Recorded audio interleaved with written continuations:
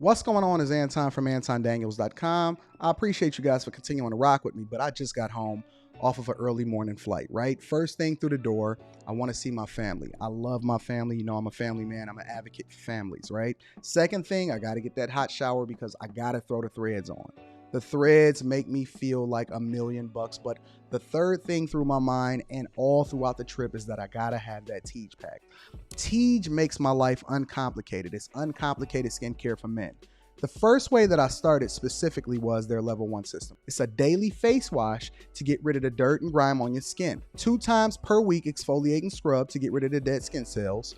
An AM moisturizer with SPF 20 because you should always be protecting your skin from the sun, and a PM moisturizer to help your skin stay hydrated and healthy throughout the night. Here's the thing, my favorite part about Teej Hanley is that every box comes with an instruction card that tells you when to use each product, how much to use, and in what order. They really making the process of achieving and maintaining amazing skin for men uncomplicated. In addition to amazing skin, members of Teej Hanley get tons of benefits, including at least 20% off the retail price, the ability to customize your box, exclusive monthly deals, you can pause and cancel at any time, and you get free shipping. And because Teej Hanley is sponsoring today's video, they're offering my viewers an amazing deal, right? Just click the first link in the description and you get 30% off your first box, plus a free gift.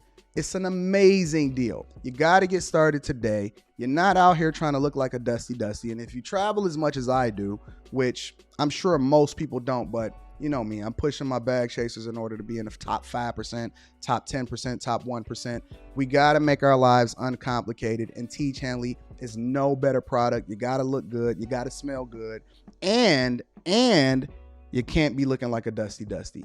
Make sure you get started today. Click the link in the description. Get that Teej pack. Feel the Teej, my friends.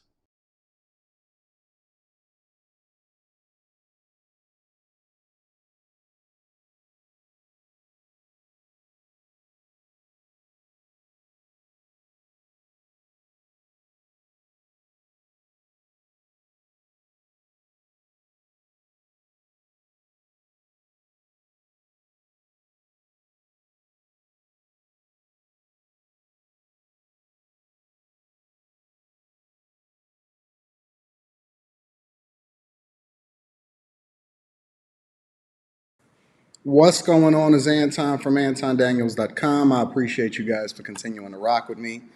It is Thursday, June 8th, 2023, year of our Lord. And I'm excited to be having this conversation with you guys today. We got a lot to cover. We got a lot to go over. What's going on, everybody in the chat that got it popping off? I see y'all. I appreciate y'all. I thank y'all for continuing to rock out with us. And we do what we do. Shout out to everybody that tuned into the live stream last night with me, Freezy, all of my friends. We doing big things, and we appreciate y'all for always holding us down. If you did not see the live stream last night, we went into it. We got into it. It was a pretty good live stream. So shout out to Sarah H. Shout out to Kojak. Shout out to Mellyville. Shout out to everybody that's in the chat that's doing big things. We rock out with y'all. Let me get a little bit of the housekeeping out of the way. First and foremost, let me make sure that y'all acknowledge Teej Hanley if you are not a part of the Teej brand. So this is some of the stuff that they will send you. This is free. So when you sign up for Teej Hanley, you get the towel, obviously the beautiful Teej towel. You get the bag, and a lot of this, I use the bag for traveling. So a lot of times I put all of my Teej in here because they send it to you in a subscription box. So you get like the Teej packs every single month once you sign up for it. And then I put all of my Teej stuff inside of the bags, and then I'm able to travel back and forth. And it's just an easier way for me to carry stuff. So all of this stuff comes free with your Teej pack when you get your Teej Hanley, in addition to the 30% off your first order. In addition to everything else that comes along with it. So if you do not have your Teej Hanley, make sure you get it. Make sure you rock out with it. If you ever ordered Teej before, cancel that from all of that other junk. Nobody got the best Teej pack. And I made sure that I kicked it with them and said, yo, give me the best Teej pack for my people. Make sure you get that Teej Hanley, 30% off your first order, plus free gifts with an S inside of it. Make sure you get that Teej, and we're going to continue to rock. Also, We are postponing the show for Charleston White and all of the other comedians that we got on the docket. It is still going to go on, but we're going to postpone the show to a different date. So make sure y'all stay up for that because I'm not even in Detroit right now, right? So it's very difficult for people that show up for a show. And then we got some other technical stuff that we got to work through. But it's very difficult for me to even be there to make sure that I give the show what it needs when I'm out here taking care of stuff with the dentist, and then we got some other stuff popping off or whatever. So we postponing the show, but we still gonna honor all of y'all stuff and honor y'all tickets. I am gonna give y'all an update on that in the near future. So stay tuned for that because I'm gonna keep on making sure, and I'm gonna announce everything on Twitter and Instagram and everything like that. But definitely wanted to give y'all the heads up. But that show will be still going on, but it is postponed for now. So I'm going to make sure that I get back to Detroit, make sure I take care of business, and we're going to get that popping, all right? I'm going to give you all the heads up on that. Last but not least, I am dropping a video inside of the Patreon today. So things you have to look forward to. And I also want to get into it about New York because I'm trying to understand, is the air quality in New York actually going to get any better before we do the Patreon meetup in a month from now? We're going to get to that in a minute. So make sure you tap into the Patreon. I dropped a video a couple days ago that gave you, and it was chock full of information of how it is that you can, I think the video was like 16 minutes long, of how it is that you need to market yourself more effectively and how you can get more customers for your business using the most current marketing tactics, not that old stuff, not the stuff that they teaching you in these courses, but real life things that I've actually been able to demonstrate and proof out for you to be successful. And one of the reasons that I'm giving you a lot of this insight is because I have the upcoming Invest in Your Business series on Patreon, where I basically have people pitch me their ideas and then I fund your business. I don't take a percentage of your business. I'm not interested in owning your business.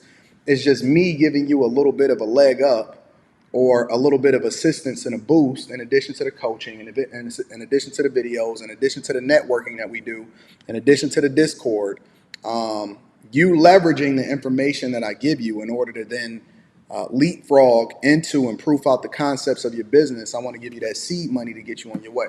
So I'm developing a budget for that, and that's going to probably happen in either August or September. But I want to prep you for it because I want you to have the tools that you need in order to be successful so that when you do get your seed money and I send you that wire, you're not now able to utilize the information that we have in order to really be able to take off. So I'm dropping a video inside of the Patreon today that helps to bridge the gap between the information that I gave you and then give you a little bit more insight as to why I said it. I'm dropping the second part of that video today, but it's featuring a specific influencer that has been able to leverage what it is that she's doing and what it is that I'm teaching y'all in order to really be able to go to the next level in your business and your social media presence and all of that. So if you're not a part of the Patreon, make sure you tap in. Link is in the description as well as pinned to the top of the chat. All right.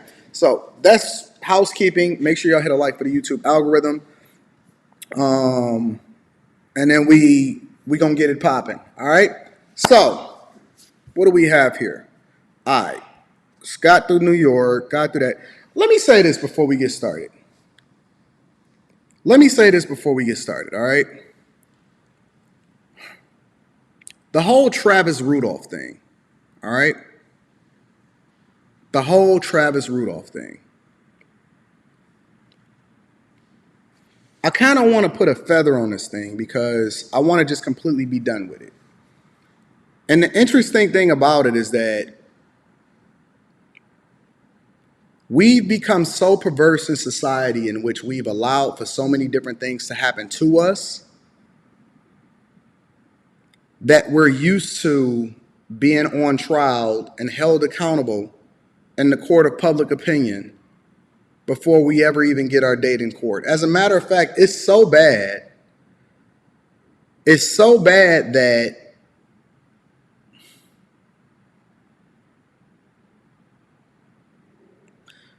we're used to losing our careers, losing our finances, losing our families, losing our children, losing our reputation and our ability to be able to earn income and losing as far as the visibility and the future opportunities that come along with us cultivating what it is that we've been doing our entire life. Think about Travis Rudolph, right? And that this man has trained his entire life,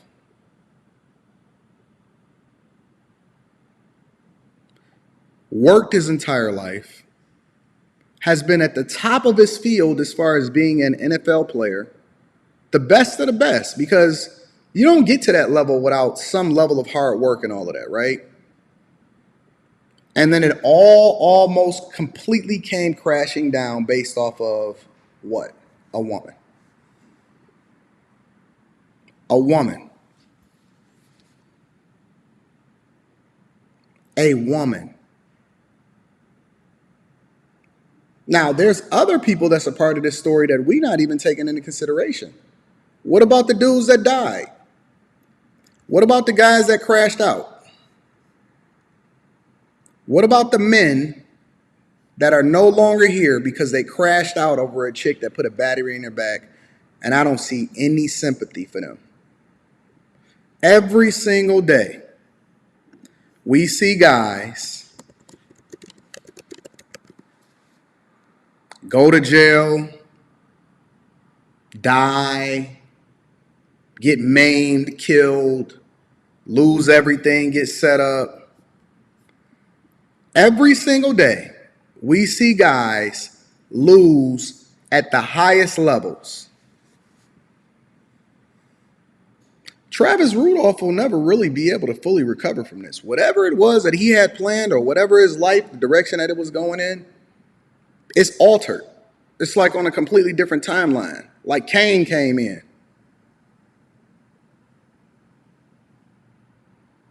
How many of y'all in your life that are watching this right now, make sure you hit a like for the YouTube algorithm. How many of y'all right now then got finessed by a woman in your life? Honestly, let's just be real. How many of y'all have actually got finessed by a woman in your life? Because this is going to be an interesting show. We got Zion Williamson on the docket. We got Ja Morant on the docket. Tyrese, Vlad, Jamie Foxx, Candace Owens. It's a lot of things that we're going to have to go over because it all comes back down to the money. But how many of y'all have actually been finessed by a woman?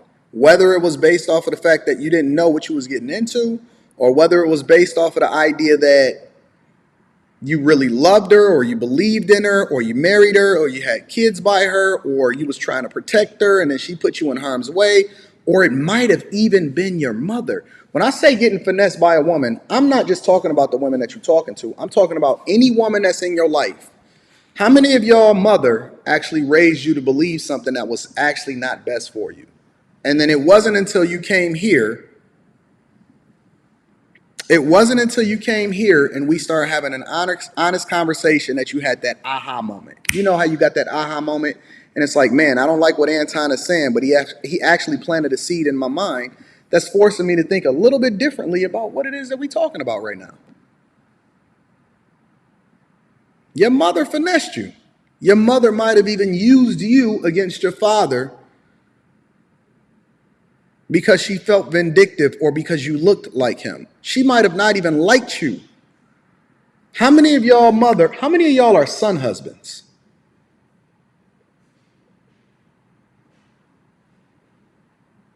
How many of y'all are son husbands?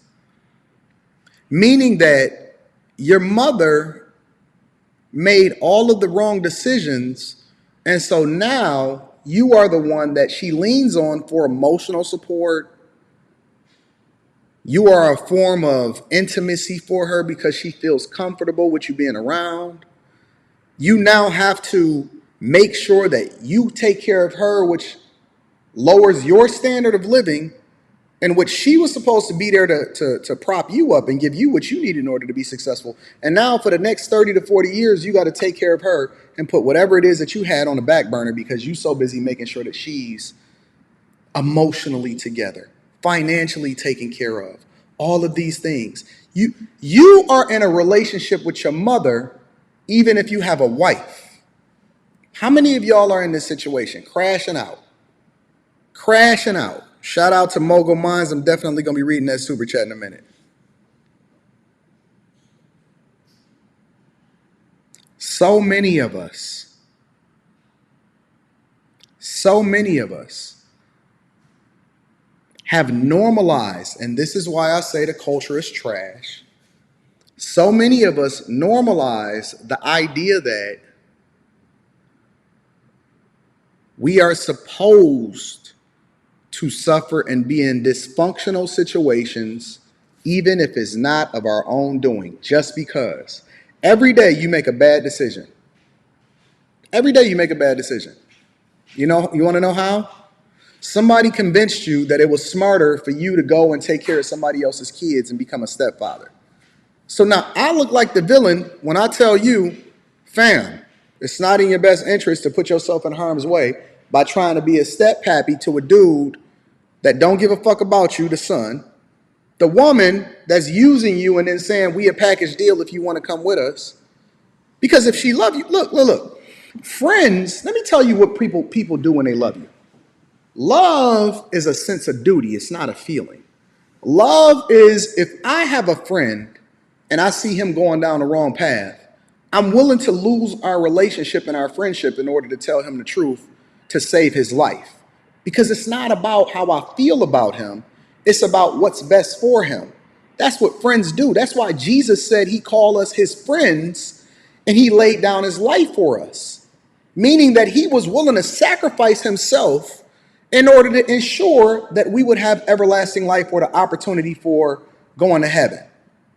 And to release the whole thing of being burdened with sin. That's what a friendship, that's why he said he calls us his friends. Friends make sacrifices even if it's at their own relationships or demise in order to ensure that you're successful. So let's bring this back to a relationship, right? Because if she loved you, if she truly loved you, then why would she put you in a position that she knows is going to be less than stellar for what it is that the trajectory of your life is going? Why would she put you in a position that's going to force you to be anything less than great? Crash out.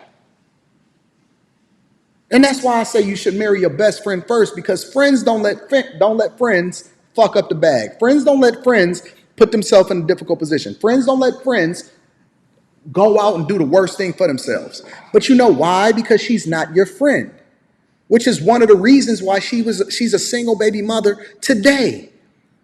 Because she never gave a fuck about the dude that she left, so it made you think that you was better than him. The chick that was dealing with Travis Rudolph, allegedly, they never even knew that she was married or had another dude. And she over there holding him accountable, breaking his stuff, tearing up his PlayStation, throwing his phone, hitting him with Patron bottles, tearing up his car, and then bringing her brothers over there to crash out. For what?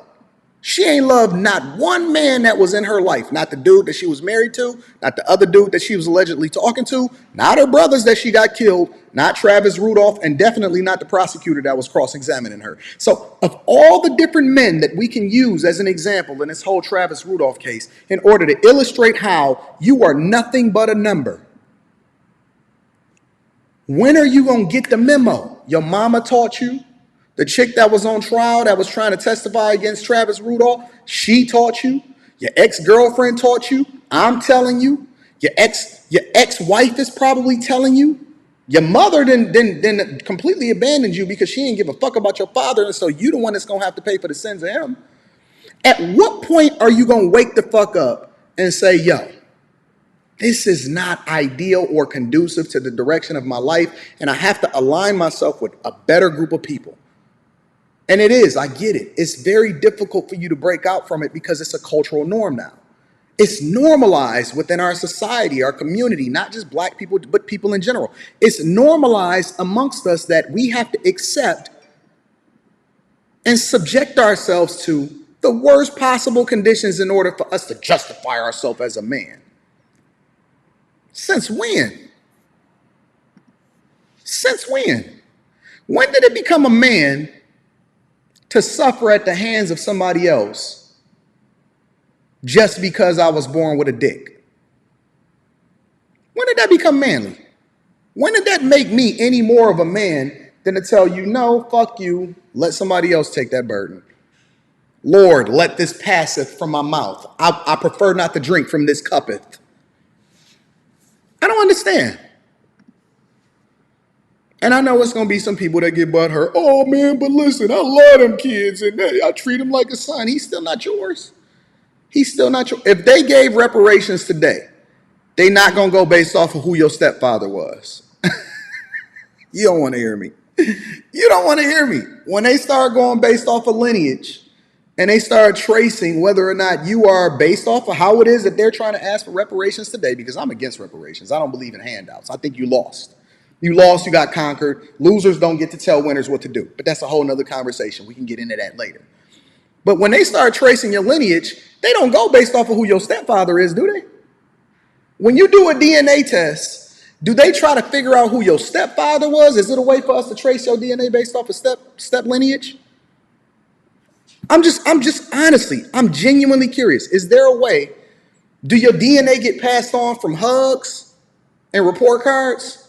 And how much money you then gave into the system in order to ensure that that little nigga is successful? And he's still trying to find out who his real father is, because it's almost like Avatar. We're just inherently connected to whatever it is our bloodline is. What benefit does it serve you to put yourself in harm's way for a person that don't give a fuck about you? They don't honor stepfathers. In no point in history, have I ever found stepfathers to be at the top of the totem pole in honors. They don't even have a stepfather's day. They just got a Father's Day. They got a Father's Day. You over there suffering, fighting for a little nigga that ain't even yours. That ain't your seed. It didn't come out of her body based off of you. It ain't one part of his DNA and molecule structure that actually makes you a better version of yourself that you should get accolades for. We need to completely divest ourselves from thinking that we're doing something noble when they don't like this part that I'm about to tell you. But we need to get into the show, so I need to move on, because you know me, I could just go on and cook. This is starting to become a Wednesday night. This is what they don't tell you. But I'm going to give you the truth. And I've been saying this for a long time now. And women, they jump in my comments and they say stuff like, Anton, you going to keep all of these men single, and then that may be best for them. I would rather you be single and happy when you find your wife, not a single baby mama, than suffering at the hands of a woman that don't care nothing about you. And this is how you do it. If I never told you anything else, if you didn't listen to anything else that I talked about in this live stream, now that we're getting started, listen to this. You have to be selfish. You don't want to hear me. You have to be selfish before you can be selfless. You have to look out for you first, because you cannot pour out of an empty cup. The only thing that matters, especially for you young guys, all of you guys that's between the ages of 12, I'm going to go all the way back to 12 through 30, you have to be selfish. If it's not about you, it ain't about nothing. You have to take care of you first. You are the only thing that matters. I don't care what your mama said. I don't care what your daddy said. I don't care what your pastor said. You have to take care of you first. Prove yourself to you first. Invest in you first. Make sure you take care of you first. Get yourself together in yourself first. Focus on investing everything you have into you. It's not about her. It's not about them. It's not about none of them. It's all about you. Because the people that come into your life once you become great, they're largely going to be the ones that's the beneficiaries of your greatness. Focus on you, fam. Focus on you. Be selfish before you can be selfless. That's the lesson. All right? All right, let me read some of these super chats and then we're going to get started with the show. Mogul Minds Network says, thanks for all of the game. Also, can you briefly address the YouTube prankster killed during a prank at Virginia Mall? He was pranking people in the hood. We all knew that was going to happen. I haven't seen it, but if you send it to me in my email, antondaniels413@gmail.com, I'll check it out. We all seen that this was going to come a long time ago. We predicted it. We said somebody is going to do something wrong. Y'all going to run up on the wrong dude. Y'all just be chasing. You willing to put your life on the line for views. Some of y'all is willing to put your income on the line for views. But that's going to come later. because I just got off the phone with my lawyer. We setting that up. Heather said, my dad was a stepfather, and I would not recommend it to any man just from watching the emotional toll it took on my father at the end. That's a fact. That wasn't even a super chat. I just felt like I needed to highlight that. The Shepherd Senior Network says, at 19 years old, my mom finessed me to think that she needed financial help because she divorced my stepfather. Double whammy. I was giving her 90% of... I was giving her 90% of my paycheck the whole time she was using my money for clothes and shopping. Jesus Christ. 90? Frank D with the fireball. I appreciate you for holding me down. Tony Williams says, I get on here and Rev is on one. I'm sharing this with my cuz because he going through it right now, Pastor Daniels, who's speaking on his life right now, shaking my damn head. Shout out to you, Tony, for being a good friend, for sharing this with your friends and family. All right? Let's continue into the show because we got a full show today. I got to go back to the dentist in order to get a follow-up. But I feel, man, last night was the first night that I slept in about a week and a half without any kind of waking up in the middle of the night or suffering as a result of it. I couldn't believe it. Rita liked to talk. Rita, I went and picked her up from the airport last night. She trying to act like it was because she was laying in the bed with me instead of me sleeping by myself. Girl. What you mean, and what else? And what else what? And what else what? And what else what? What else happened with what? Huh? I don't know what happy time is. She trying to act like because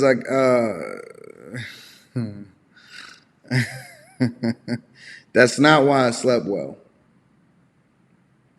She tried to act like because I was a little pent up that was one of the reasons I slept well. It's not true. I don't need it. It's something that's a nice to have. Anyways, let's keep it moving. Let's keep it popping. I want to get into the show now. Before we get into Zion Williamson, let me give y'all an update. I'm going to read Super Chat shortly. Let me give y'all a little bit of update on Ja Morant. So Ja Morant's team, for those of y'all that's been, Rita don't need a mic. Rita don't need no mic. Y'all stay out of that. Rita don't need no microphone. Trust me. She say stuff that don't even make sense. Ja Morant. All right. Ja Morant is back in the news because his team is trying to remove his responsibility from what it is that he's doing. And allegedly, they're saying that it was a toy gun that he had inside of the car that he was showing on Instagram. Now, I think that Shaq had the perfect response to this, and so I want to play what Shaq's response was to this whole Ja Morant situation. Again, make sure y'all tap into the Patreon. Link is in the description as well as pinned to the top of the chat. Zion Williamson. Why do I keep saying Zion? Ja Morant. You know why I keep saying these young guys?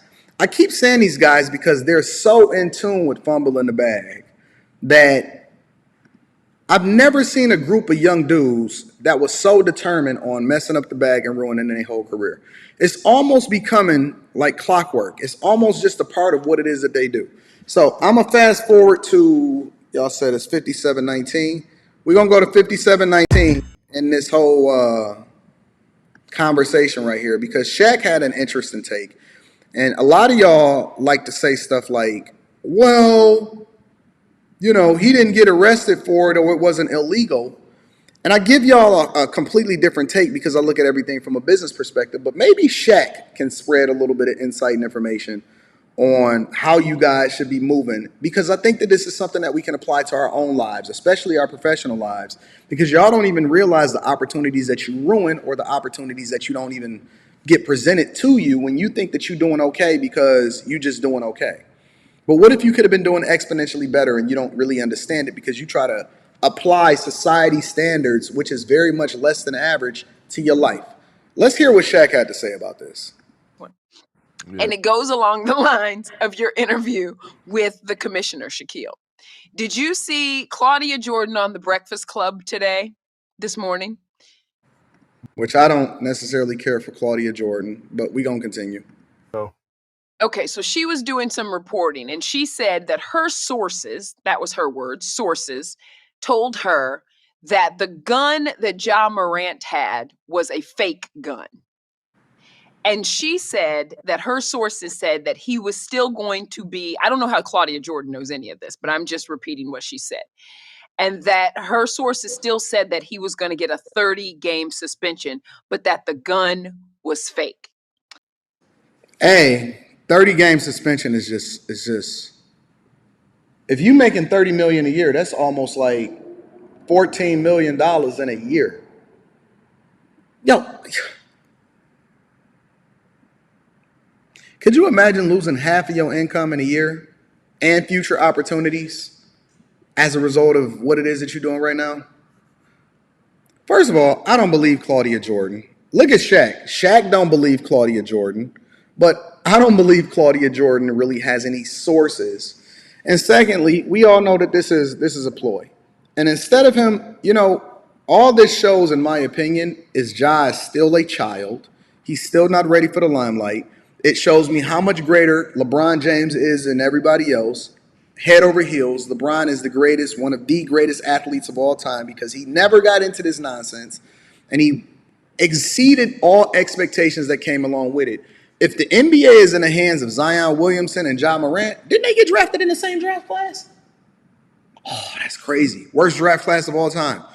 If the NBA is in the hands of Ja Morant and Zion Williamson, they're in trouble. But I want to show y'all what Shaq got to say about this.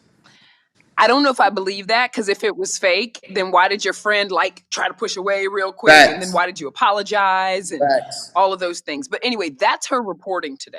And this is why I don't like talking to people who don't understand the law.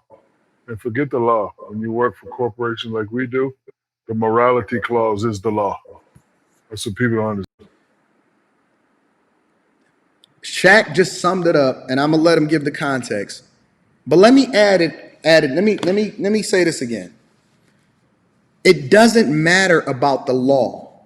It matters about the image that you're portraying for the organization that you work for.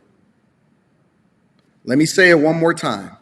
It's not about the law or whether it was illegal. When you are in the entertainment business, which is very much what sports is, for example, it's what content creation is, how you represent the entities that you work for matters. When you're in corporate America and you get to a certain level, when you get into the C-suites, when you become an executive, when you become a senior executive, your image matters. So that's why I say, and I had a conversation last night on the live stream on the Anton Daniels channel. Y'all need to go back and ask that. And people was like, Anton, why didn't you get caught up like this in the hood? Or why didn't you do the stuff that other hood dudes was doing? Thank you, Purple Haze. I'm going to be reading Super Chat shortly. I said, because I was looking at 10 years from now. I didn't want to mess up my future. What if I wanted to run for president? What if I wanted to run for city council? What if I wanted to run for this or that? Or what if I wanted to become an executive? Or what if I wanted to get into information technology or whatever? Me having a felony on my record or slinging a little bit of trees and now I'm messing up my life for the rest of my life, I was smart enough as a kid to even pay attention to that. We smart enough as children not to embarrass our parents when we go to school because it's going to look bad on them. And it's the same thing with this. It's not about whether it's illegal. It's whether or not it messes up the money for everybody else because they're watching in China and they give they do their deals based off of the image of the NBA. Why do you think they run them NBA Cares ads during the middle of the finals? Don't nobody actually go to see what NBA Cares is. It's to continue to paint the picture that highlights that the NBA is a family-friendly thing for you to be able to watch and take your kids to the games and all of that. So when you see people like Ja Morant, who's supposed to be the face of a franchise, throwing around a pistol or even allegedly a toy gun, what picture do it paint? You messing up the money. And so many people get caught up, especially black people, with this whole culture of, well, is it illegal? Why do we got to get to the point to where you just painting a bad image and is it illegal? That don't even make sense, but I'm going to let Shaq explain it a little bit better. Understand. Okay, so you get a lot of people who say, well, did he break any rules? Let's just say he didn't break any rules, right? You can have a gun. Says you can have a gun, fire, some states allow you to carry guns without permits. but the image of the NBA Facts. was tarnished. Facts. You can't have one of your superstar players flashing guns on Instagram, on the Instagram that he put himself on. So that's what the crime is. It ain't about all, because if it was a crime, the police would be up front talking about it rather than the NBA. So we have morality clauses. We cannot tarnish the image of the corporations that we work for. It's called a morality clause. A morality clause. A lot of y'all don't know anything about contracts because you never read it and you just signed your name on the dotted line. A lot of y'all don't know nothing about NDAs because you don't give them out to the chicks that you wind up having sex with. You just having sex with them. So it's called a morality clause, meaning that the things that you do can be affecting and harming other people that work for this corporation, and it tarnishes the image, which then devalues the brand. And ain't nobody trying to lose no money for you. It's not severely tarnished, but it's severely damaged. That's why he's looking at suspension, because we have rules, right? And of course, state and local and federal laws supersede those rules, but we have rules and regulations under the collective bargaining agreement. So this is what, people, he got a gun, he didn't do nothing wrong. Morality. If you don't understand the morality clause, look it up. And every big corporation has one. And some corporations have very, very strict morality clauses. And with all the stuff that's going on now and all the changing of the guard behind our back and this and that, and they change the rules, and it's no longer this, you can't say this, you can't say that. All that stuff is being added into all these morality clauses under all these corporations. And if you break those, it's going to get terminated. If you're in the real world, you're going to get terminated. Like us, they give us second and third chances. But if you embarrass a corporation, you know what they're going to do? They're going to take them shoes down. They're going to take them down. And you know what the funniest part about this whole situation is, though? I remember back when, I think it was during the pandemic. It was in the early stages, not the pandemic, the recession.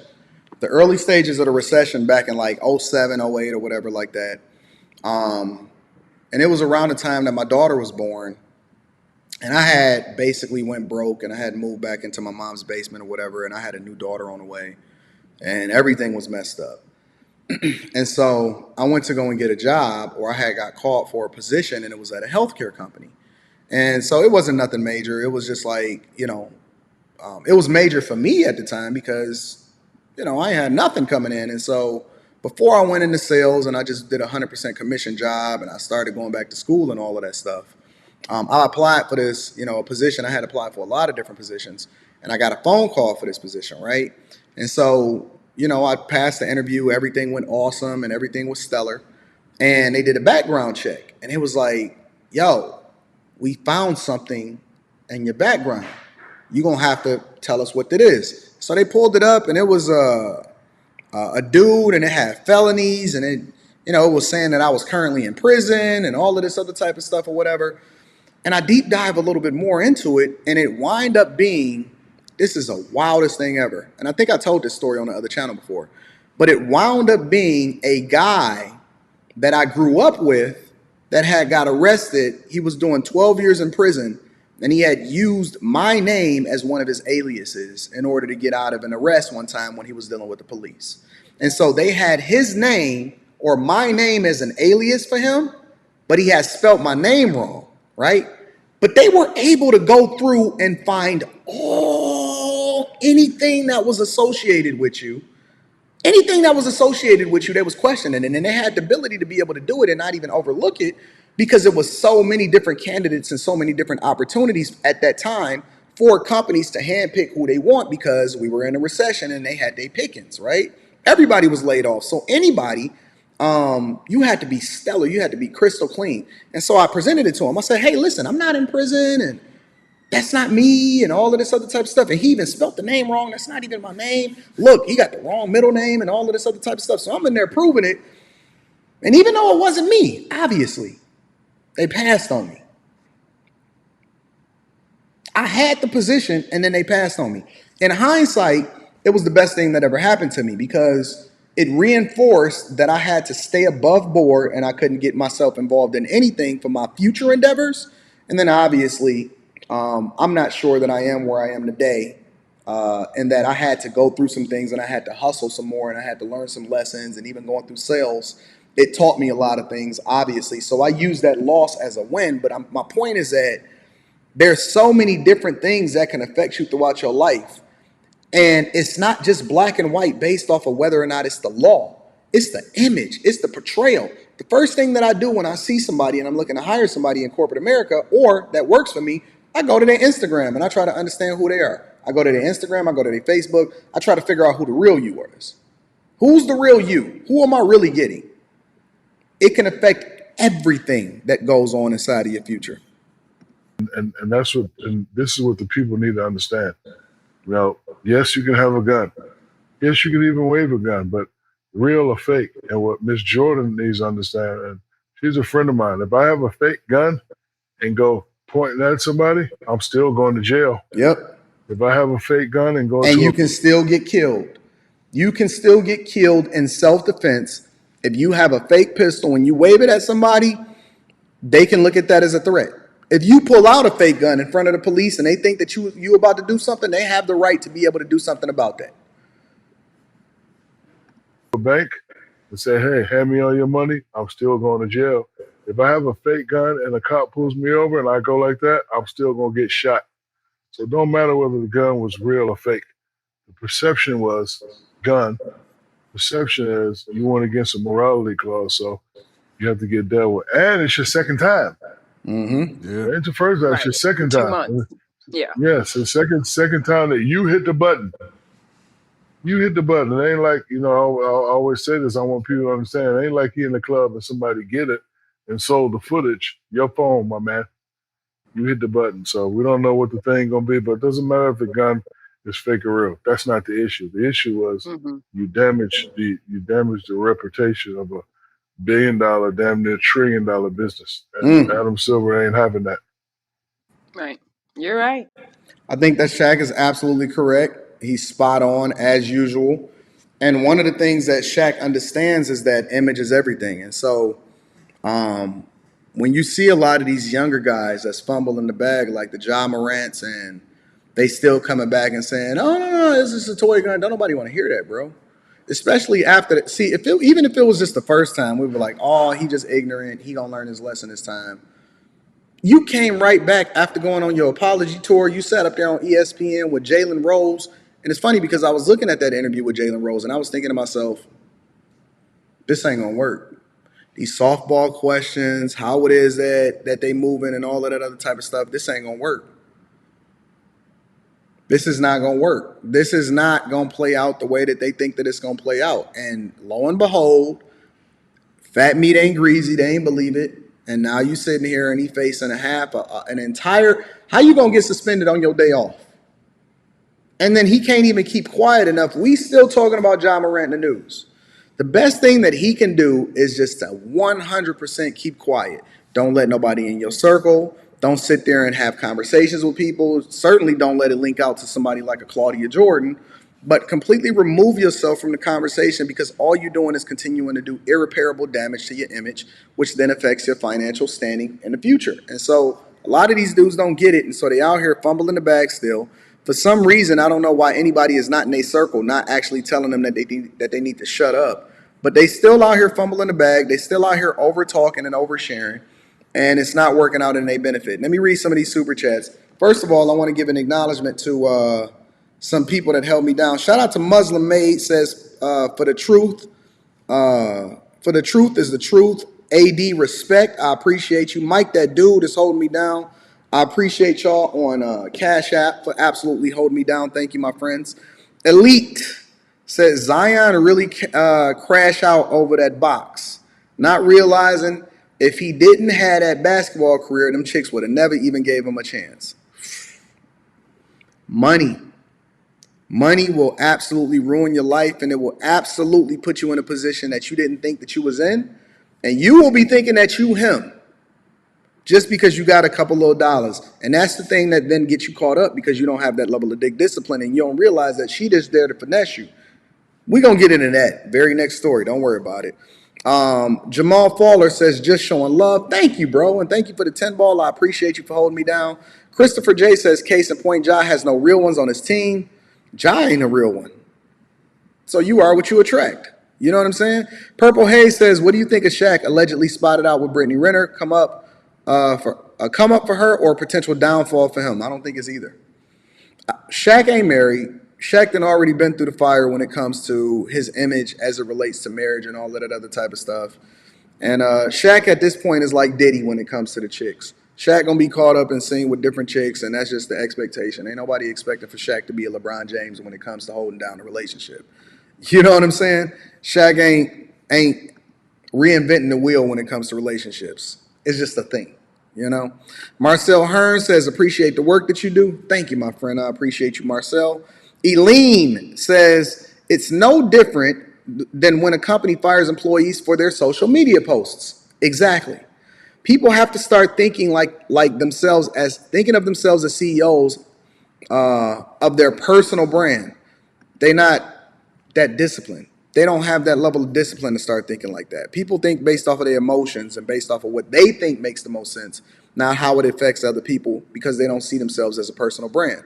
Ash, my guy, shout out to Ash for the 20 ball, always supporting and pouring into what we got going on, says, DOD has one of the strictest morality clauses. The Department of Defense has one of the strictest morality clauses. If caught or convicted in accordance with the military rules and regulations, you could end up in prison. In the military, you could be court-martialed for adultery. That's why most dudes don't go that far inside of the military, because they don't have that level of dick. You can get court-martialed for adultery. I'm coaching a guy that's going through that right now. He's not being court-martialed for adultery, but it's completely derailing his military career of what it is that he's dealing with his baby mama. Whole nother conversation. Thank you, Ash. Bob says, what will you do? The guy that want to hire doesn't have a social media. Is that a red flag for you, or do you think that it's a really private person? It depends on the context.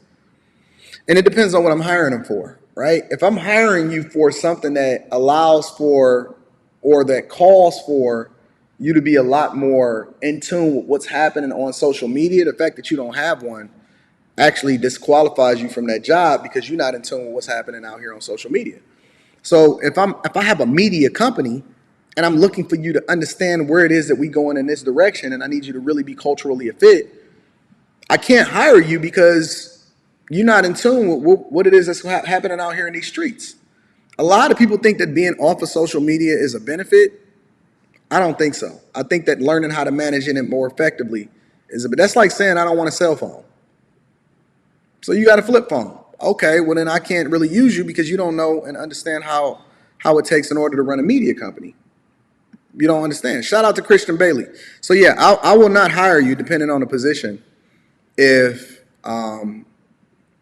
you don't understand it or you don't have a social media presence, because a majority of what we do is social media. You know what I'm saying? So you just got to learn how to manage it effectively versus being in a position where you suffer as a result of it.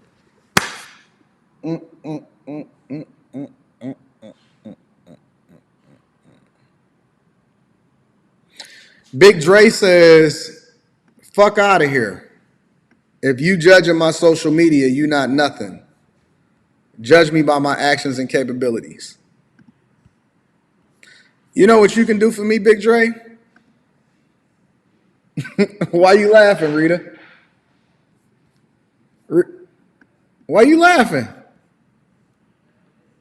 You know what you can do for me, Big Dre 912? You can suck my dick, nigga. I don't need you. And I am going to judge you. Punk ass, bitch ass, sucker ass, mother. Like, what makes y'all think that y'all can dictate the terms of what somebody else is supposed to do with their own money and their own company? Nigga, who is you? Your capabilities and your actions. That's why you're going through an interview, because we don't know what your fucking capabilities and your actions are. Dummy. We don't know what you're capable of. You're interviewing, trying to present yourself to be the person that's best for the job. That's why you dumbasses is always getting fired. Fuck you if you judging me based off of my social. No, your social media is a reflection of who you really are. Big Dre 912. Who the fuck named themselves Big Dre 912 anyway? That sounds like a password. Your name is a password, nigga. Big Dre 912. What a fucking avatar. Fuck you, fuck your social media, and I hope you go broke, bitch. Nobody give a fuck about you. Judge me based out of my capabilities. What capabilities, nigga? Who are you? Who are you? Niggas just be talking. Just be talking. You got the keys? Yeah, the keys is over there. Judge me based off of my capability.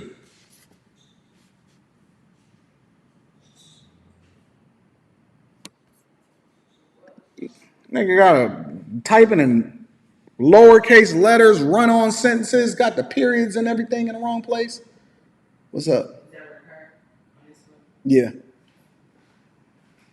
350.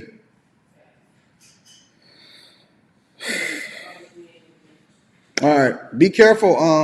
When you park, you don't have to pull back into the garage when you park. You can just park in the front. Just park in the front. Just park in the front. Just do what I told you to do. Fucking A. Anyways, let's continue into the show. I want to get into Zion Williamson. Shout out to Big Dre for giving me a little bit more oomph into my show today. I love you. Zion Williamson. Well, first of all, make sure y'all get y'all TJ Hanley 30% off your first order plus a free gift. And while I got your attention, make sure you tap into the Patreon. I am doing an Invest in Your Business series where you guys pitch me and I'll give you the seed money to start your business. And then we're going to be doing a meetup. I don't know if I'm going to be doing New York. I might have to pivot from New York if they don't get their air quality together. You know what I'm saying? Zion Williamson. He's not in the news as a result of anything that he's done so awesome on the basketball court. His job is to be super fit, put down the Big Macs, and be out here on the basketball court giving us crossovers and giving us highlight reel dunks. I told people in the very beginning. When Zion Williamson got drafted that he would not be him. That Zion Williamson's pronouns is not am him at all. I said that he was going to be a worse version of Blake Griffin with a lower trajectory, much lower stat lines, higher expectations, and a much greater failure because we had higher expectations than what it is that we seeing today from Zion Williamson. Shout out to that horrible draft class of great talent and horrible people that's out here fumbling the bag. I'm going to be reading y'all super chats throughout the show. I see you, Stevie Montage official. Zion Williamson. It's this guy on the internet and his name is Jamari, right? His name is Jamari, and I think that he's a great content creator. So let me go ahead and give him a shout out because I think that he summarized this pretty perfectly. So what I'm going to do for you guys is that I'm going to go ahead and give him the ability to be able to show you exactly what Zion Williamson done for all of you guys that's been under a rock. Make sure y'all hit a like for the YouTube algorithm, subscribe to the channel, and turn on your notifications. When we talk about the image of the NBA, this is what it, and he got the nerve to have a Michael Jordan hoop earring in. Boy, if you don't take that hoop earring off, that is disrespectful to the legacy of Michael Jordan. But I think that Jamari summarizes this perfect. Again, make sure y'all hit up. All right. Apparently, we're going to have to go to the another Teach commercial because the likes is anemic. It's always over 1,000 people in here every day. And the likes is absolutely positively anemic. I can't understand it for the life of me. I can't understand. Dog, I'm not even going, this is the last time, the last day. Starting next week, I'm not going to say nothing. We just going to go straight to the Teach commercials. Teach makes my life complete. It's a 30% off your first order plus a free gift. Self-care system for men. It's a daily face wash. Y'all want to learn more about daily face washes? Would you like to learn more about daily face washes? Then get the fucking likes up, man. Let's get cooking. So it's no secret that the NBA overall right now is in a bit of a transitional period. Yes, you have your up-and-coming superstars like Jason Tatum and Luka Doncic, but you also have these guys who have been faces of the league for decades like Steph Curry and LeBron James aging out of their prime. So right now it's clear that the NBA is scrambling to find their next LeBron-esque figure to essentially be the face of the league. And a couple of years ago, if you would have asked me who I thought was going to be the face of the league in the future, I really only had one name in mind, and that was this man Zion Williamson. I just felt Hey, do y'all remember when Zion Williamson first came out and first started really hitting social media? Social media knows how to do wonders, bro. Because when Zion Williamson first hit the stage, and I started seeing all of his dunk compilations and stuff like that, and everybody kept talking about how great he was, I just couldn't see it like everybody else. But I remember when Zion Williamson first hit the stage. Felt like with the amount of hype that he had coming into the league from a very young age, and he just kept living up to the hype, whether that be in high school or college at Duke, and then even when he got to the NBA, he was playing pretty well before he kept getting injured. I just figured eventually he was gonna be that guy who could deal with all the pressure and noise surrounding him in a social media world. Well, now we are obviously years removed from that draft night, and while Zion Williamson has received a massive contract, he is definitely not the face of the league, and spends more time dressed in street clothes on the sideline than he does actually playing. And I really bring Zion up today because he has been involved in some massive drama. It all started yesterday when this video was posted about Zion's pregnancy announcement of his new baby mama. My baby, you gonna see this at some point. I don't know what the future holds, but mommy and daddy love you.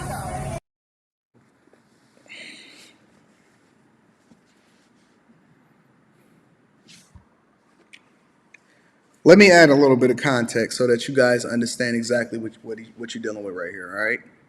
Zion Williamson recently signed a 5-year contract extension, okay? The 5-year contract extension is for $194 million with the New Orleans Pelicans. Let me say that again. Guaranteed $194 million with the New Orleans Pelicans. All right. Average annual salary of $39 million. An average annual salary of almost $40 million. Now, I add that context because first, it's the Millionaire Morning Show. But secondly, because it's not a far stretch to say that he's not living up to expectations of what it is that he's getting paid. Third, here's the other side of it. You are a mark now. You are literally something that women will do anything that they can in order to come up off of you. You are not somebody that they look at it for inspiration and say, oh my God, he's a good guy, or he's just a very awesome person. He's hardworking and all of that. They're looking at you as food, my guy. You are nothing but food. Do you know that at the very height of Jordan's ascendance, Jordan was the highest paid player in the NBA, and I think that he had made like $30 million in a year. And people was like, that is crazy to pay Michael Jordan, the greatest of all time at the time, in the league, $30 million. That's insane. These dudes is making $39 million, and they not even touching a court no more. They eating how they want to. They hanging out in New Orleans. They flying out these chicks with these baby hairs that's all the way down to their eyelashes. Shout out to Birds of Your Daddy TV and everybody donating. Definitely going to be making sure that I read those super chats throughout the show. They out here getting porn stars pregnant and dealing with chicks that's from the streets. Let's continue. You don't know nothing else in this world. Know that mommy and daddy love you. And so it's like good for him. I believe the dude is already in his like early 20s. Nothing wrong with having a baby at that age. Oh, yes, it is. Absolutely it is. 100%. Unless you plan it the way that LeBron James is playing it, this dude is just basically giving away money for the rest of his life. He's giving away money for the rest of his life. But notice how he said this right here. I don't know what the future holds, but mommy and daddy love you. You see, he's talking about you don't know what the future holds, and the baby mama is looking up at him like, At some point. What are you talking about, fool? I don't know what the future holds, but mommy and daddy. When y'all looking at this right here, when you guys are looking at this, when you paying attention to who these dudes is dealing with, who they flying out, who they getting pregnant, and all of this other type of stuff, right? What are y'all thoughts? Honestly, what are y'all thoughts? When you think about how things are playing out and what it is that you're witnessing being played out right here in front of our very eyes, from none other than one of the most hyped people since LeBron James had came out. What are y'all thoughts? Eyelashes, baby hairs, BBLs, who knows? Who knows? We don't know what's going on out in these streets anymore. But just if it's that easy, I know some bad chicks that could be way much in a better position than some of these chicks that these dudes is dealing with. But somehow, some way, these chicks continue to get these dudes finesse, and I'm not understanding it at all. What is wrong with y'all? What is wrong with these dudes? Let's continue, man. And so people start digging up all this different. Look at this. Look at this, y'all. But it gets worse. It gets much, much worse. Much worse. Information about his baby mama. Basically, she's the type of woman that you could see naked online for free, which is kind of just run-of-the-mill activity when it comes to professional athletes these days. Here's my question. Is there no more decent women that y'all could get into a relationship with and get pregnant? We just looked at and did a whole review on what was going on with Travis, and we see this happen time and time again. Y'all see what's happening to Blake Griffin allegedly. What is the obsession with getting strippers, OnlyFans chicks, all of these type? What is the obsession with getting these chicks pregnant? I have no clue. I am so confused. Why do y'all have to get in relationships with these chicks that we all can see for free naked on the internet? I don't understand it. You know what else I don't understand in these circles? And this is one of the other things that I'm noticing as I get more money and I get more visibility. When you go city to city, and this is the God's honest truth, when you go city to city, it's the same women in every single city. You will be surprised that if you go to a party out in LA and then you fly over to New York and then you head down to Miami and then you shoot over to Dallas or Houston and then you do a show up in Atlanta, hanging out with some of these guys and these friends, it's the same women, every single city. Yo, gosh, I wish I could tell y'all some stories. I wish I could tell y'all some stories. Listen, Pac on his double album said, and Nate Dogg sung it, and it could never be any more true. Every other city we go, every other video, no matter where I go, I see the same hoes. Every other city we go, every other video is all about you. No matter where I go, I see the same hoes. It's the same chicks. These dudes are passing the same chicks around to everybody. And then it's like hot potato, hot potato, hot potato, hot potato. Uh-oh, you the one that gets stuck with her. You the one that got her pregnant. You the one that's getting on Basketball Wives now. You the one that's about to get exposed. You about to get exposed on social media. It's the same hoes over and over again. Don't worry about it. I got a protector on my phone. It's the same hoes. Hot potato. Every other city we go, every other video, it's all about you. No matter where I go, I see the same hoes. Is you slick with the drip or is it the crew? It ain't about you or your nephew. Every other city we go in every video. A lot of y'all know. Some of y'all a little too young for that album. Some of y'all are a little too young for that album. But I'm telling you, today in 2023, it's the same chicks. It's literally like hundreds of millions of women all around. Why don't y'all go get a chick that's fine as hell, that's not necessarily been with every other dude. It's wild, man. Wild, bro. Type of women that they tend to choose, or I guess maybe I should say impregnate. But the real drama wouldn't start until this woman, Mariah Mills, wouldn't start tweeting out all these cryptic messages. Apparently, she is a former corn star. Now look at that one. Yeah. Yeah. Same thing, different day. Same thing, different day. Star turned OF girl. So what I'm saying is this man Zion obviously has a type. So first she starts out by just saying the jokes write themselves at this point. Little passive aggressive, you know, that one could really be about anyone. Then here she starts going straight for the jugular. She says, congrats Zion Williamson. Shout out to my dog Logic. I'm gonna be reading Super Chat shortly. Happy for you. And then she shares these.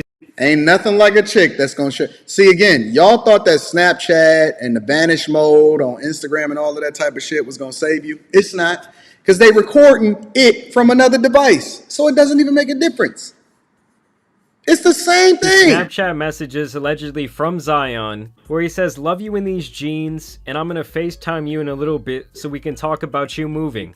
And I just gotta say it, Zion has never struck me as the smartest guy around. I mean, dude, you're trying to move discreetly, allegedly smashing all these different women at the same time. And yeah, you're off to a good start by using Snapchat, but why just have your full name on there, my guy? This is very reminiscent of when he was playing at Duke, and he was hitting up some random white girl from one of the other schools while they were playing on the road, and she exposed this man for basically simping on another level. Hello, beautiful. Hi. Why are you so handsome? Why are you so beautiful? I'm not. She said that nigga was handsome.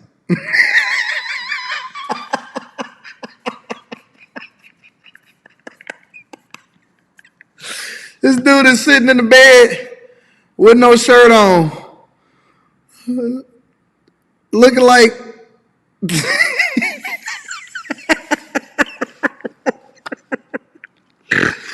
oh my God, look at this fool. God, oh my God. The night that she did that, an absolute savage was born. That was Zion's Joker origin moment. And then she just shares some other Snapchat messages from Zion. I want to fly you wherever I'm at for 4 days. You sexy as F. And trust me, this story's about to get a lot crazier. She says, I hate you on God, Zion Williamson. And like how she hashtags him to get this tweet more attention. Looks like you had a girlfriend and were sleeping with other women behind my back. At Zion Williamson, you liar. And then she shares more messages where he says, bet, I don't have a girlfriend, but if I moved you to New Orleans, would you be cool with like being my official... What is up with these guys? Why do y'all feel the need to actually like put your stamp on these chicks, wife them up, and all of this other type of stuff? This dude is talking about moving a chick, shout out to Logic, moving a chick down to New Orleans so she can be his official rat, I guess. I don't know. These are the dudes that y'all need to be holding accountable for not saving the schools and putting money into the environment. They putting it into all of these OnlyFans chicks' mouths. No pun intended. These are the type of dudes that y'all need to be holding accountable. And guess what she just did?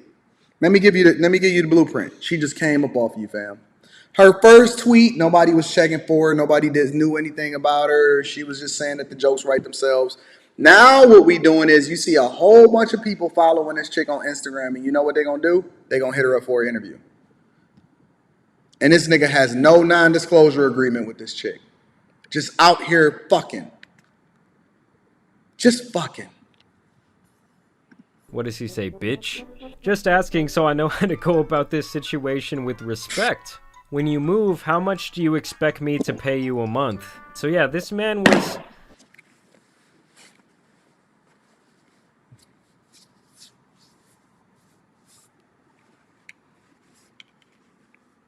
Another one. Another one. Another one. This is the remix. Another one. Another simp. Another simp. Another simp. How much do you expect me to pay you a month? How much do you expect to pay? Oh my God. I got a neighbor She got her a sugar daddy. I seen him the other day. He got some of the freshest cars ever. You know how much this dude paying her a month? A month? Slightly under 20 bands a month.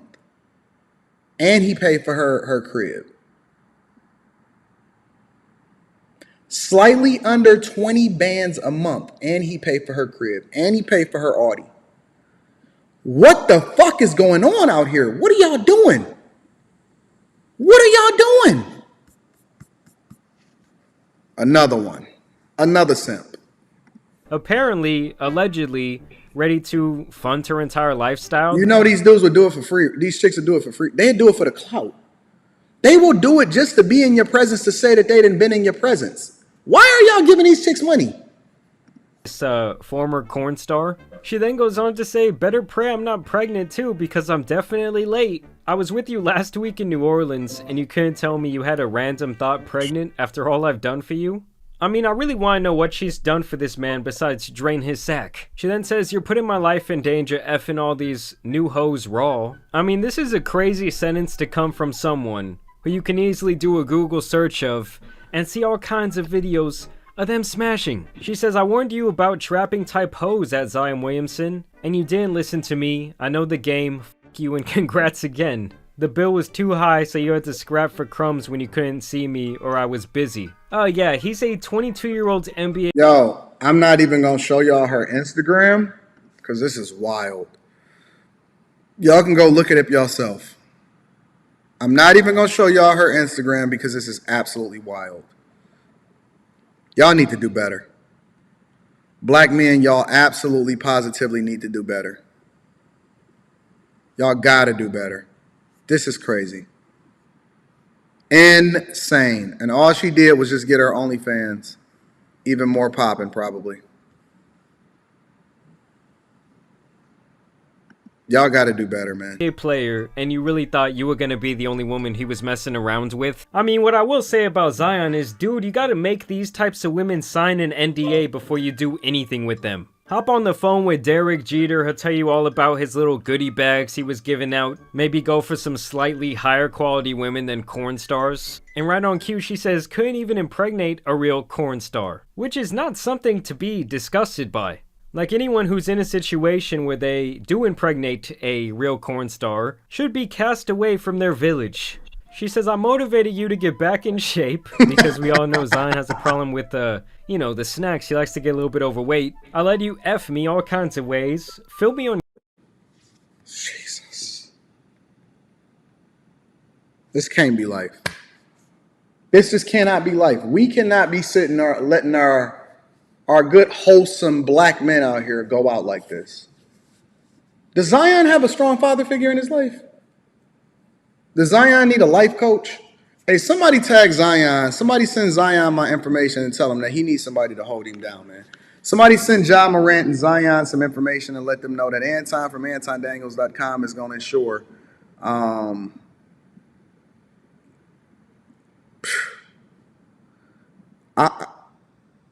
going to get them together. NBA cares. The NBA cares. Y'all need to get in touch with Anton from AntonDaniels.com and let me hold these dudes down. Let me push these dudes to be better versions of themselves. Because they out here fumbling the bag. At the very least, I can teach them how to protect themselves effectively. They out here fumbling the bag, fam.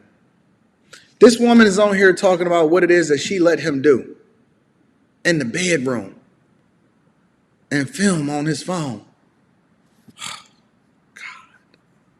your phone. Look how high the likes and the retweets are going up. Every post that she gets exponentially more views, and she's getting more visibility. Now she got 3.6 million views on this tweet. Impregnate a low-budget corn star. DNA tester, I'm done, so she's still giving our guy a chance. I told you you were gonna be the next king next to LeBron. I motivated you. Your baby mama is the reason you gained weight. She's toxic. I hate this for you. That honestly, Zion Williamson, you hurt me with this one. I couldn't sleep last night. I mean, this is seriously just an insane amount of putting your dirty laundry out there for everyone to see and smell. And ooh, it smells like shit. I mean, yeah, she's just out here saying crazy stuff. She let this man spit in her mouth. Somebody says Zion's father was killed in a car accident. He had a strong stepfather.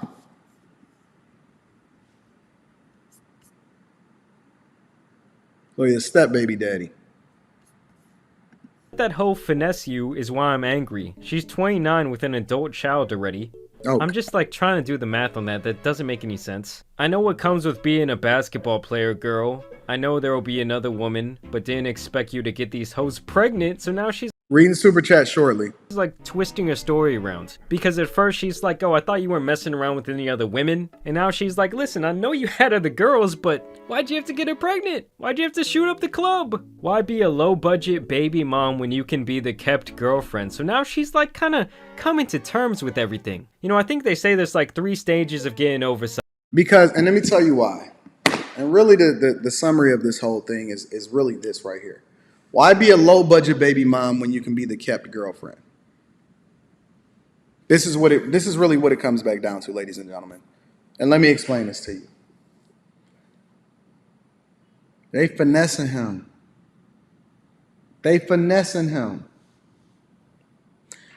What I can't understand for the life of me is that why ain't none of y'all chicks that's in shape? Maybe y'all got too high of a standards. Maybe you just not in the thick of things. Maybe you just don't know where to be seen at. Tap in from Anton Daniels. Make sure you join the Patreon. I'm going to give you a little bit of coaching on how you can find you a good man with resources.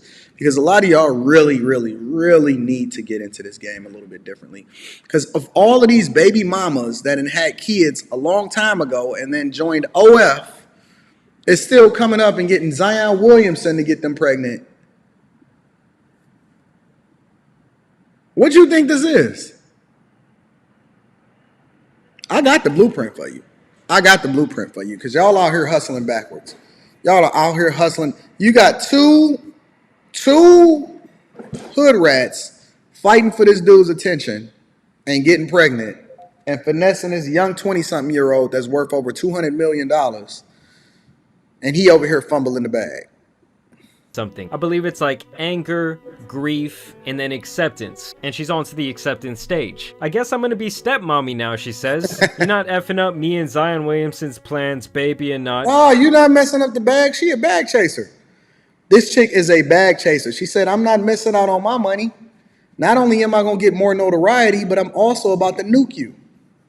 It is what it is. I mean, these types of women are just insane. I mean, clearly she's already the type of person that we know has no shame. And at the end of the day, all these types of women really want is this guy's money. She then sends out one last message to the baby mama and says, you need a baby to get a bag. I get it just cuz. We now on the same level. I mean, this is enough. This is enough for me. This is absolutely enough for me. I am absolutely disgusted. I'm broken up about it. I don't like what it is that I see my young guys is getting finessed into. It's very, very bothersome for me. I don't understand how these dudes keep fumbling the bag. Why is it that they teach Hanley 30% off your first order plus a free gift? And more importantly, why haven't they subscribed to the Patreon so that we can then help them get better situations and better circumstances for themselves and not continue to be subjected to this nonsense? What the hell is going on out here? Zion Williamson is fumbling his entire life. And he's doing it on the very thing that I just discussed in the very beginning of this show. Women. Women will always be there at your grave. They will be there at the court hearings and proceedings. They're going to be there at your funeral. They're going to be there to capitalize off of every single thing that you do wrong and every single bag that you fumble. They're going to be there to collect it. And these dudes in 2023, with all of the examples that we got in our lives, it's just too dumb to see it. Let me read the super chats and see what's going on out here in these streets. Jerome is in the house, says, Ja needs a Second Amendment NRA endorsement. He can't fight the NBA or moral police alone. I heard that the NRA was out here going bankrupt or something like that. I could be wrong. Is that true? That the NRA is out here looking a little bankruptish? I don't know. Aaron says, I don't know if you covered this already, but what are your thoughts on Travis Rudolph going on social media bragging to drill music about winning this case? I think it hurts his already slim NFL chances. Hey, send that to me, Aaron. We're going to be holding him accountable because this is one of the reasons why he found himself in this situation in the first place. He might be the cover of my story tomorrow. Shout out to you. Stevie Montage Official says,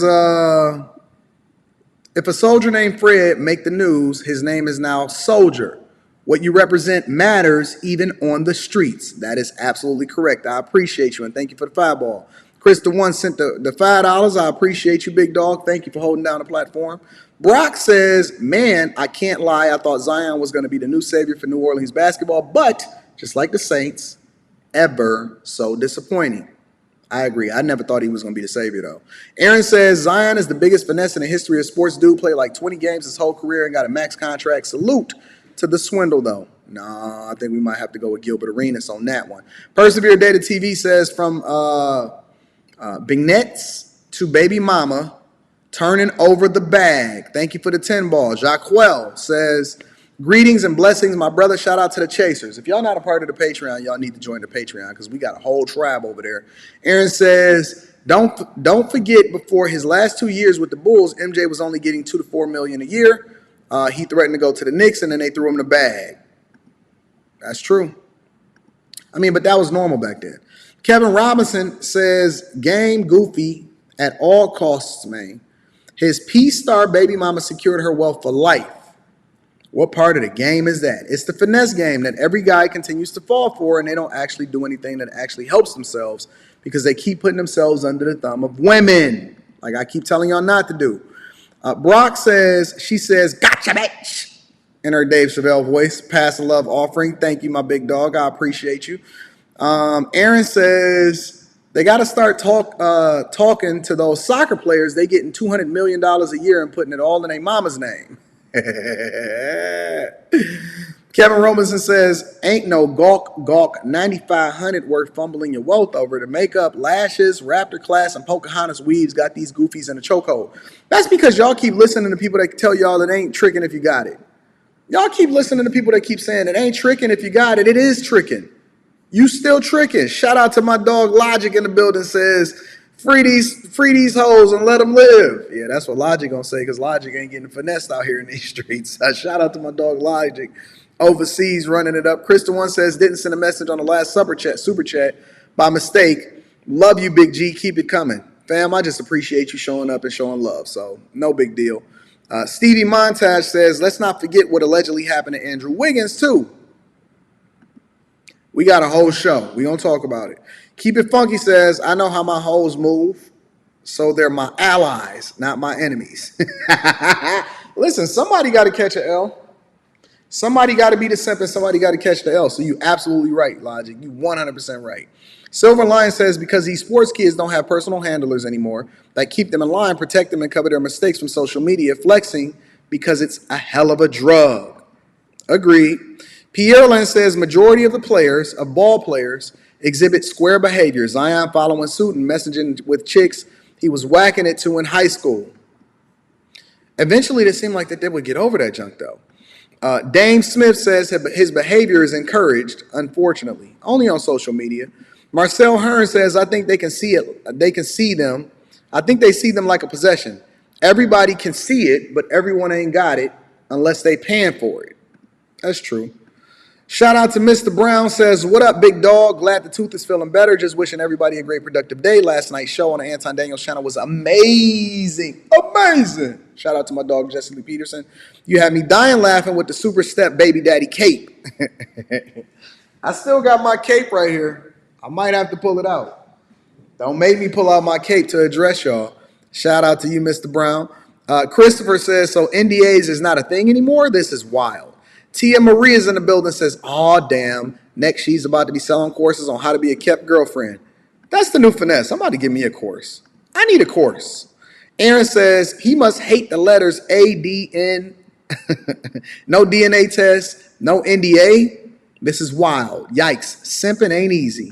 Julius Jermaine is in the building, says, the 2019 NBA draft class going out sad. We're going to flood their DMs with your inflow. Flood Zion Williamson and Ja Morant. Tell them to get in contact with me because Anton got to have a conversation with these niggas in order to get them in order. Executive Suite Emily is in the building, says, and this is what happens when you don't have an OG to give you some game. His OG is Mariah. Shaking my head. This chick he got pregnant is a buzzard. Zion is a mark. Been a mark. Jalen McCook says, I love this show. Thank you for talking about business moves and culture every morning. And that's what we do. I thank you for holding me down, big dog. Aaron says, by the way, Delvin Cook was in the video with Travis Rudolph yesterday and got cut this morning. Was he? Hey, send me that video. Aaron. I got to check that out. We're going to talk about that tomorrow. Shout out to NBA Hustler, says South Carolina boys fumble in the bag. Zion and Ja, a.k.a. Buns and Guns, got Anton bringing that heat. Buns and Guns. Ian says, what's wrong with getting a regular chick? Ain't nothing wrong with it. And they just out here fumbling the bag. So shout out to y'all. Appreciate all of y'all for the super chats. Let's continue with the show. I want to get into Tyrese because Tyrese is on a rampage right now. And with good reason. A lot of people think that Tyrese is crazy. I don't think that Tyrese is crazy. I think that Tyrese is passionate. And passionate is much different than emotional. I think that you've seen some emotion as far as him burst out with some of the things that he said in the past. But then when you start looking at the context and when people are able to express how it is that they feel in full view so that you can truly see what it is that they're thinking, they might be making a little bit more sense. So I want y'all to go through this video with me. Somebody sent me this, and so I want y'all to go through this video with me in order for us to mine through whether or not Tyrese is crazy or he's actually making sense because he went off on Vlad TV. He went off on Vlad. And so, again, hit a like for the YouTube algorithm. I don't see the likes up as high as I would like them. It's not even at 50%. I would like for you guys to hit a like for the YouTube algorithm, subscribe to the channel, and turn on your notifications. If you have not already, make sure you tap into the Patreon and get that Teach Pack, 30% off your first order plus a free gift. Let's hear what Tyrese had to say, y'all. They saying like, yo, man, why would you go up and go in on Vlad? All you doing is sending him more followers and giving him more attention. I disagree with that. This is different. I want y'all to understand that this ghoul right here, this fucking goofy ass dude disrespected the Honorable Elijah Muhammad. This man disrespected on multiple occasions, disrespected the Honorable Elijah Muhammad. And y'all gonna keep going on his show? This dude right here disrespected the Honorable Dr. Martin Luther King Jr. He says, he's laughing. I'm almost sure Dr. King did not get assassinated on a balcony to help him with child support payments. You fucking clown ball. You fucking clown. Do you understand what the fuck you doing, bro? Tyrese is basically saying that it's a lot of people that continues to support Vlad, and he's trying to understand why they're supporting Vlad. This is what I'm gathering from watching this, and I think that Tyrese is feeling some type of way because Vlad always asks different people that's allegedly cool with those people, what do he think about those people? And he kind of leads these people down a pathway into answering it a certain type of way in order to get the best views for the video. Now, that's just classic journalism rhetoric of trying to get the most views or whatever like that. So Vlad looks at everything from a business perspective. So Vlad is focused on getting the most money, regardless of how it is that he affects other people or whether or not they crash out. One of the things that I like to do is A, I'm always on camera because I want you to know who it is that you're talking to. And then B, I open up my platform for people to say whatever it is that they want to say. Now, anybody that's ever been on my platform, especially if you've ever been interviewed, from Lamar Odom to Brittany Renner to Charleston White to Mayor Kwame Kilpatrick, Angry Man, whomever. The thing that I ask them before I ask any question is there something that you prefer not to talk about? Then I ask them during the interview and I say, listen, I don't know. That kind of sounded a little bit off, fam. You want me to cut that out? And sometimes they'd be like, you think so? And then people would be over there and they'd be like, yeah, that did sound a little weird. So we'll cut out something if it does not make them look good or, it's unflattering or it's a situation where they feel like it's going to affect them financially or in court or something with the judge or something like that. So it's been a lot of these interviews that I've cut out a lot of a good portion of stuff simply because I'm not trying to get you jammed up. I just want to have a good interview, right? And so my goal is to keep you talking. And then sometimes they say, no, man, fuck that. Leave that shit in there. Leave it in there. Leave it in there. And then sometimes I leave it in there and sometimes I still try to cut out a little bit, but because it's like, yo, I know you might have had that energy at that time, but when you wake up in the morning and you see this on the internet, you might not like it. So I remove stuff and I take stuff out all the time because my goal is also to build a relationship, not just have good content, right? So a lot of people accuse Vlad of not doing the thing that's in the best interest of the people that he interviews.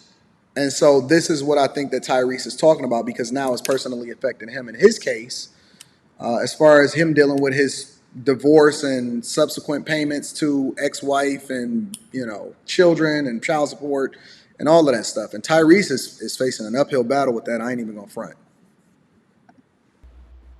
Do you understand that we as black culture are coming onto your show and you sitting off camera trying to bait us into talking shit about each other and going at each other?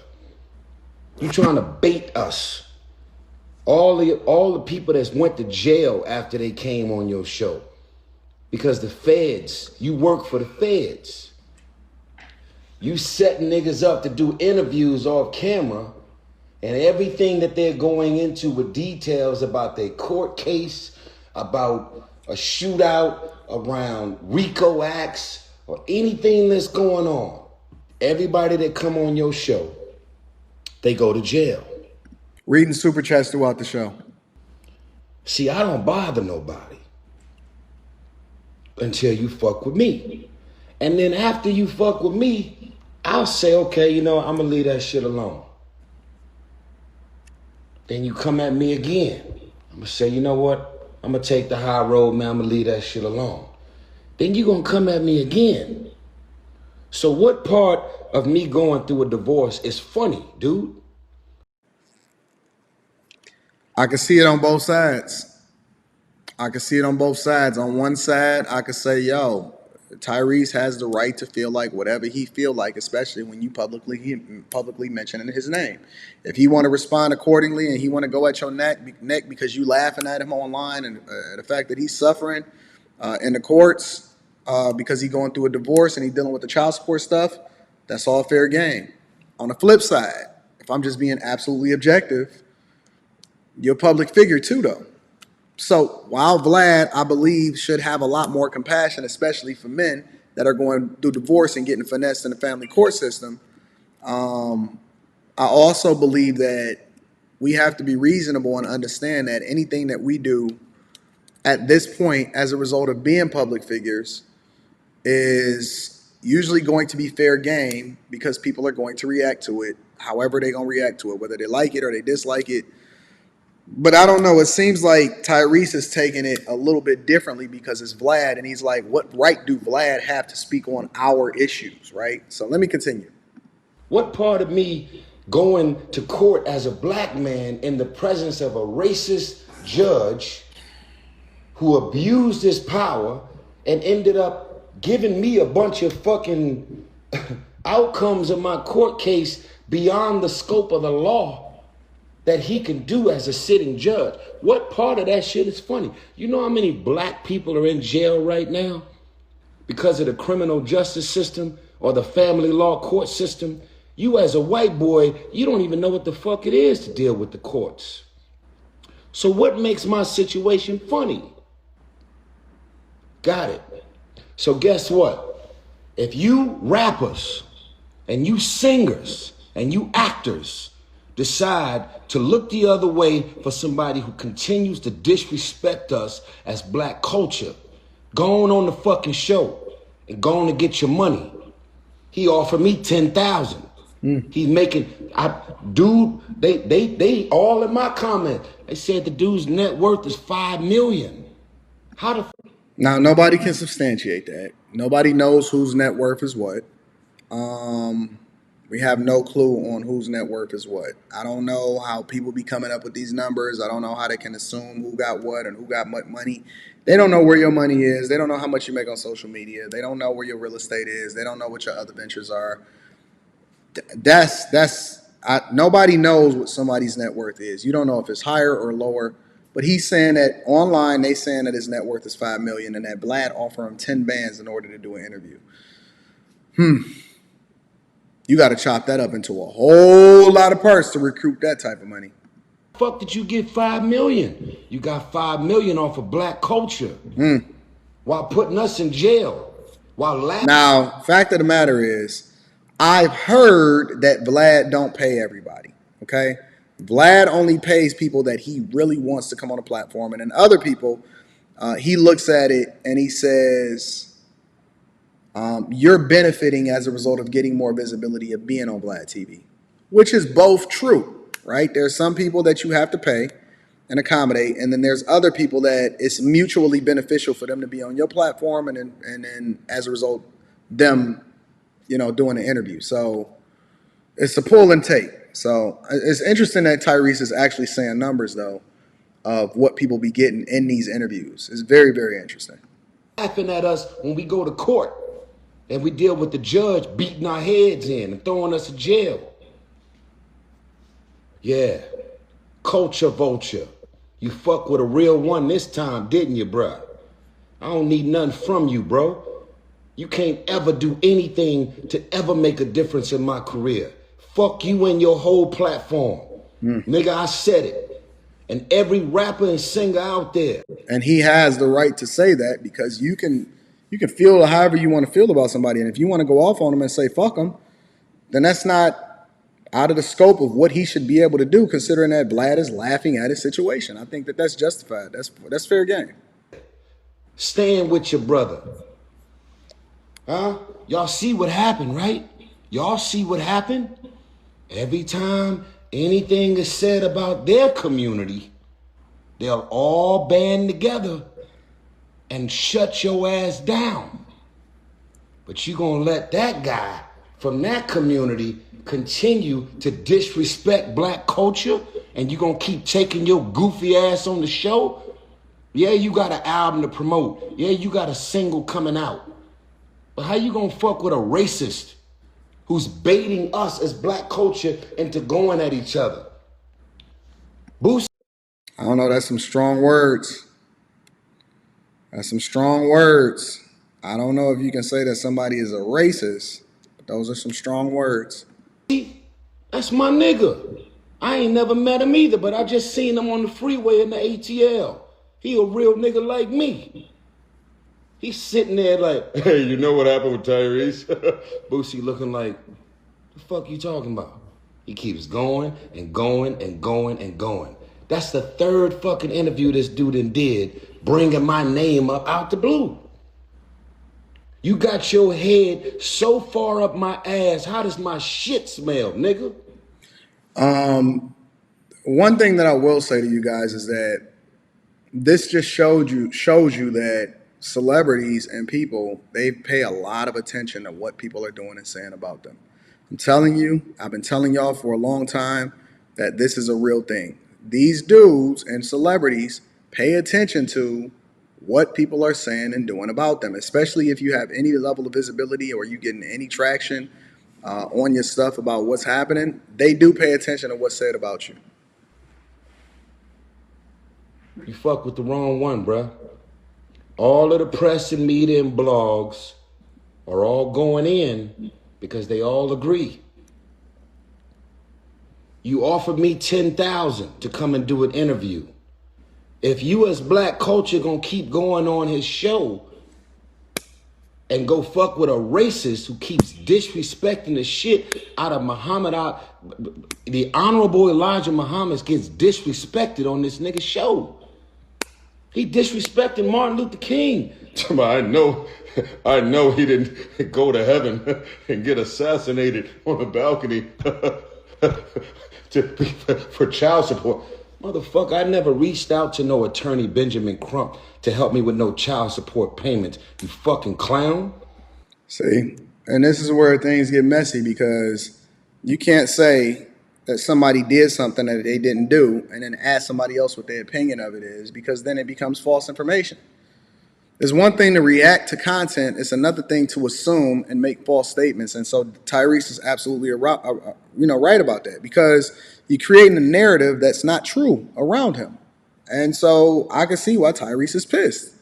Because, listen, this is Tyrese's real life. This is his real life. He's literally in court dealing with child support, baby mama, divorce. This is real money. Like, this ain't no play back and forth or anything like that. When stuff starts to spill over and affect your real life, I can see why people get pissed. Because people ain't pissed just because you're talking about them. People are pissed because of how it is that you're painting the picture, considering that it then affects what it is that's going on in a court of public opinion and in your real life, and it start messing up your money. That's the issue. I never reached out to no Martin Luther King III and told him to come on some child support shit. I'm trying to shed light on a racist judge sitting at the bench abusing his power. See, that's a scary thing what Tyrese is doing right now, because he's talking about something that he's still affected by. And so, considering how much power a judge has, especially over your financial situation, man, Tyrese got balls to be saying it online about a judge that he still possibly has to deal with. I wouldn't do it. I would just completely let that junk roll over until it was completely done and I don't have any other ties to it. But man, Tyrese. Somebody get Tyrese on the phone and let him know that Anton from AntonDaniels.com want to talk to him. You can't say that. You can't say that online. Not when you're affected by it. It's a lot of things that I don't say or I don't deal with, but I deal with it later when the rubber meets the road. Y'all see how I'm dealing with certain things nowadays, but it's certain things that I just can't say. I just got to keep under wraps. I want to. I need to. I be wanting to say something, but I just can't, because I got to make sure that I'm in the best position possible. And attorney Benjamin Crump is my brother. He doesn't officially represent me, but we reached out to him for advice about what can we do to get rid of a racist sitting judge who abused his power. This is crazy. You gonna laugh? Talking about Dr. King didn't get assassinated on a balcony on behalf of fighting for child support payments? You fucking clown. Y'all go on and take y'all goofy ass on his show all you want. He gonna keep profiting off of black culture. And y'all gonna sit there and keep laughing on camera looking stupid. Dude's worth $5 million. How much he paying you to do them fucking interviews? Y'all know. It's not, you can't go by that. You can't go by that in order to say that somebody is sometimes you win, sometimes you lose on interviews. And everybody not worth what they think that they're worth. And everybody not worth 10 bands. I'm going to just tell you that right now. Everybody ain't getting 10 bands. Some of y'all need to be doing this junk for free because you need the free publicity and visibility. You know they run ads on YouTube, right? Y'all know the clickbait is not non-stop. You think you need to be on his show in order to put your album and your song and your single on the map? Fuck that dude, man. Tyrese is a little emotional right now, so we're going to cut him a little bit of slack. But he is right on some things. He might be a little bit off on some other things, but he's a little emotional right now. You crossed the wrong one this time, bruh. Anybody who disrespect the Honorable Elijah Muhammad, the Honorable Minister Louis Farrakhan, fuck you. Yeah, I said it. Yeah, he's super emotional right now. You got to get out of your feelings and then make a more rational decision. Y'all got to put the Instagram down and not put yourself in a negative position. You got to walk away from Instagram. It's not going to be good for you.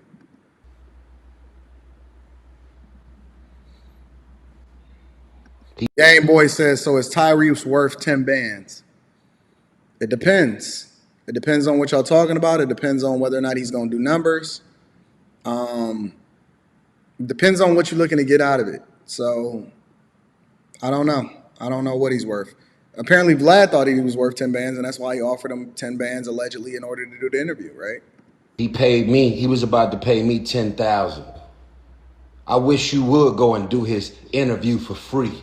Any rapper and singer out here, any actor, whatever you trying to promote. That's bad advice, Tyrese. That's bad advice, my friend. Honestly, I'm just gonna be honest with you. It's bad advice, bro. Get your money. If you're gonna be out here getting used, use black culture, pay me, motherfucker. Pay me. I don't do shit for free.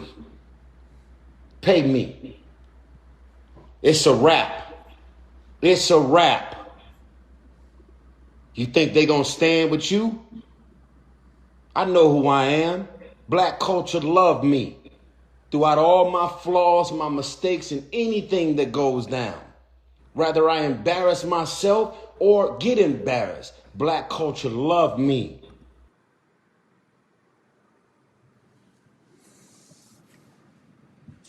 You want me to tell you the truth, Tyrese? I'm gonna be absolutely honest. They don't. They really don't, bro. They don't. They love what you can do for them. They love the entertainment that you provide for them. They love, listen, if you didn't get the wake-up call as a result of your divorce, because that is a part of black culture, the person that you lay next to is the most important decision that you ever gonna make in your entire life. If you didn't get the memo, big dog, I hate to be the one to break it to you. You are very much disillusioned. They love capitalizing off of your pain, not necessarily loving you per se. They don't. Black culture does not love you. You are so I get it. And point well made as far as what it is that you are addressing with regard to Vlad, because, you know, he has every right to go back at Vlad, considering that Vlad asked questions about him.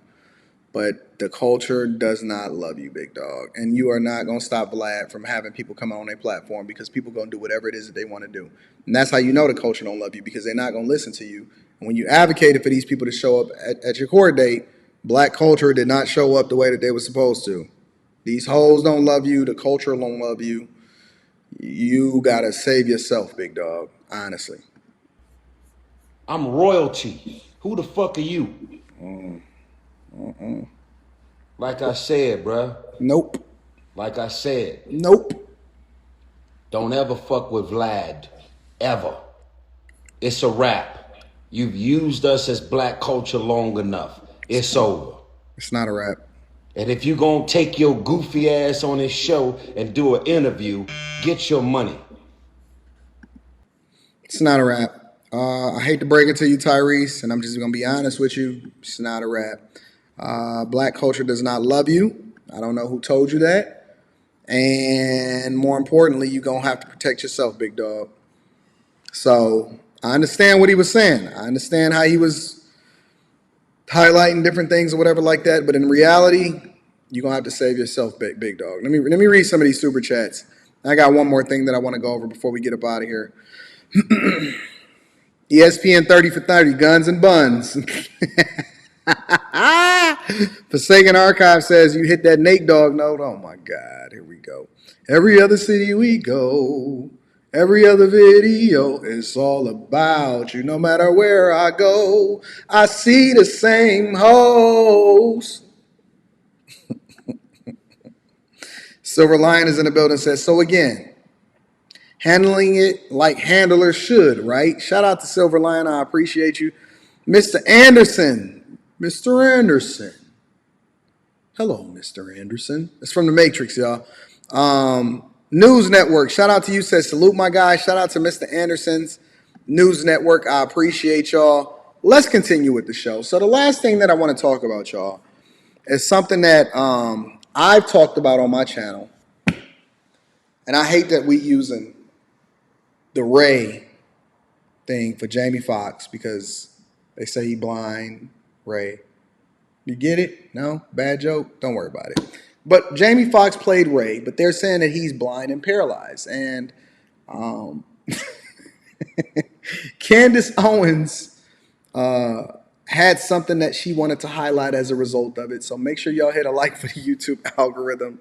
subscribe to the channel, and turn on your notifications. I want to deep dive into this, and her theory of it is much different than my theory of it, because I thought I talked about how evil Hollywood was, but Candace has a completely different perspective of it, and I want to get your thoughts on this. Again, make sure y'all hit a like for the YouTube algorithm, the Ray thing. No, y'all don't like this one. The YouTube algorithm, subscribe to the channel, turn on your notifications. Let's get it popping, y'all. Man, oh man, Jamie Foxx. I don't even know where to begin with this, because this feels like I feel a part of this journey in many ways. Obviously, you guys know I am producing The Shot in the Dark. I have been producing it off of a Daily Wire platform. Now it's on a Daily Wire platform. I don't know if this needs to be deemed a passion, but shout out to Cliff reading that super chat shortly. Thank you, my friend. What y'all sending me out here in these streets? Or is that my daughter spending money on Cash App? Shout out to Gone Postal 28 for the fireball on Cash App. Appreciate you, big dog. I'm extremely passionate about bodily autonomy. And it was very weird for me when conservatives and liberals alike were suddenly in lockstep, encouraging people to get an experimental vaccine. It just seemed very strange to me. And then people like me who were sensible and said, I'm not going to, it was like a patriotic call. They tried to frame it like a patriotic call. Do your part, roll up your sleeve and get this shot. It was crazy. It was absolutely crazy. You should never, ever, ever put something in your body that you are uncomfortable with because you are under duress. If it is because of a job, leave the job. It's that simple. You only have your own health, right? You're not going to get your health back if it deteriorates, if you get some lifelong illness. So it's interesting to me that money compelled people to do things that they were uncomfortable with. I have let me give Candace Owens a little bit of a news flash. This shows how out of touch, in my opinion, that she is. And you know, I give Candace Owens a lot of credit for certain things, and then I also say certain things about how Candace Owens is wrong on some things. One of the things that I thought that she was wrong on is how it was that she painted Steven Crowder as a monster with regard to his relationship. And I think that she's out of touch, because when you're talking about threatening somebody's livelihood, they can't just leave the job. Most people are one paycheck away from being homeless. How do I know? Because I've worked with a lot of homeless people, and that's what the face of homelessness was. It wasn't drug addicts. It wasn't a bunch of people like that. Most people are literally subjected to their circumstances because they are not in a position to just leave the job, and that's the end of the conversation. They not. They really, really not. Just being honest with you. So I think that she's a little bit out of touch. She could be right in her stance, and that people shouldn't be forced to do something that they don't want to do.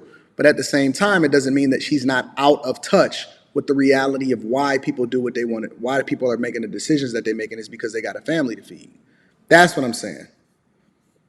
Of course, Ray is going to say, only time that Ray comments is when he says that Anton is wrong on both counts. I'm right. I'm right.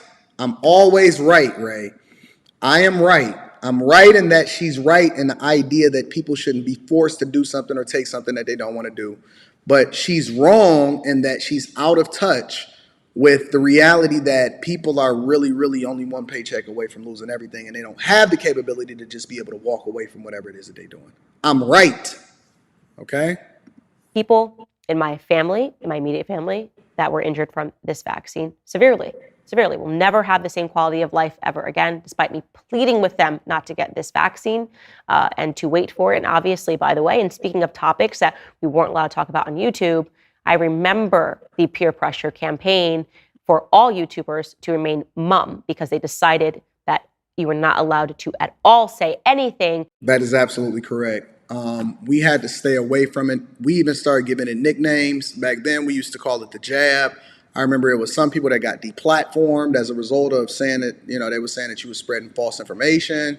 And so, yeah, that was a thing. A lot of people had forgotten about it, but that wasn't that long ago where you could not say anything about taking a jab. Even today, I still call it the jab because, you know, the way that we look at it and the way that we see it is completely different than how it was that it was being monitored and shepherded and all of this other type of stuff. We called it the jab back then, so. but to encourage people to roll up their sleeves and to get this vaccine. And many people suffered the consequences. Well, we can't say they suffered the consequences per se because it's all hearsay. But remarkably, a bunch of young, healthy people in Hollywood started experiencing things like face paralysis and brain clots. So before we get to Jamie Foxx, let me remind you, Justin Bieber, whose face just magically went paralyzed. And he was on tour, which would signal to me that he definitively got the COVID-19 shot. But again, that is sheer speculation. We can also just assume that a healthy young kid in his 20s just randomly gets a paralyzed face. Take a listen. This syndrome called Ramsey Hunt syndrome. Yeah, that dude, eyes moving weird. But we don't know. But okay, let's continue. This is her theory of why it is that she feels like what's going on with Jamie Foxx. But let's continue. And it is from this virus that attacks the nerve in my ear and my facial nerves and has caused my face to have paralysis. As you can see, this eye is not blinking. Well, lightning struck twice in the Bieber household because his wife was then also impacted with a droopy face and a blood clot in her brain. Take a listen. When I went to respond, I couldn't speak. The right side of my face started drooping. Yeah, that is weird. I ain't even gonna front. For both him and her to get it, and they're not even blood related or something like that, yeah, that is a little bit weird. I'm not saying that it's as it relates to that, but that is a little bit weird. We don't know what it is, though. We don't know what their lifestyle is. We don't know what they're taking. I don't know. It's just hard for me to just jump to conclusion based off of theories, but I can't completely ignore that it is a thing. Couldn't get a sentence out. Everything was coming out like, not even jumbled, just like couldn't get any of the words out. So obviously immediately I thought I was having a stroke, like a full-blown stroke. He thought I was having a stroke, so right away he asked for somebody to please call 911 and get a doctor. Are we normalizing that? Are we normalizing people that are in their 20s thinking that they're having strokes, having face paralysis? Is that normal now? Are we doing that as well as young kids having heart attacks? Are we just going to pretend that we didn't do anything medically throughout COVID that could be contributing to that? Okay, cool. I want to play by YouTube's rules. They just all are randomly having this stuff happen to them. Of course, that's just two examples. Well, Jamie Foxx was admitted to the hospital because of a medical complication. The girl looked pretty normal, though, but neither here nor there. That's all the public was told on Thursday, April 11th, and we were never given any specific details on his current health status. He had been replaced in a movie that he was working on. There's been a lot of speculation. Like I said, it was no way to say that this happened or it didn't happen. It was pure speculation surrounding various things people were saying that he was going through. And his daughter initially spoke out and said that he's out of the hospital. Rumors are running wild. The media is running wild. He was playing pickleball yesterday. Thank you, everybody, for your prayers and support. We're excited to announce something else in the next week or two. Well, she made that statement. And then I would say about a week later, a journalist by the name of AJ Benza claimed that he spoke to a source that was extremely close to Foxx. And here is what he heard about the situation. Reading Super Chat shortly. I see you, J-Rock. Take a listen. I had somebody in the room who let me know that Jamie had a blood clot in his brain after he got the shot. He did not want the shot, but the movie he was on, he was pressured to get it. What I found out from the man in the room was that the blood clot in the brain caused him at that point to be partially paralyzed and blind.